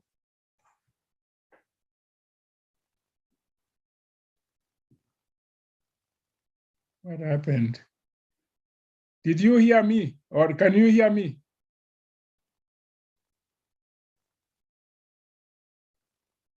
Huh.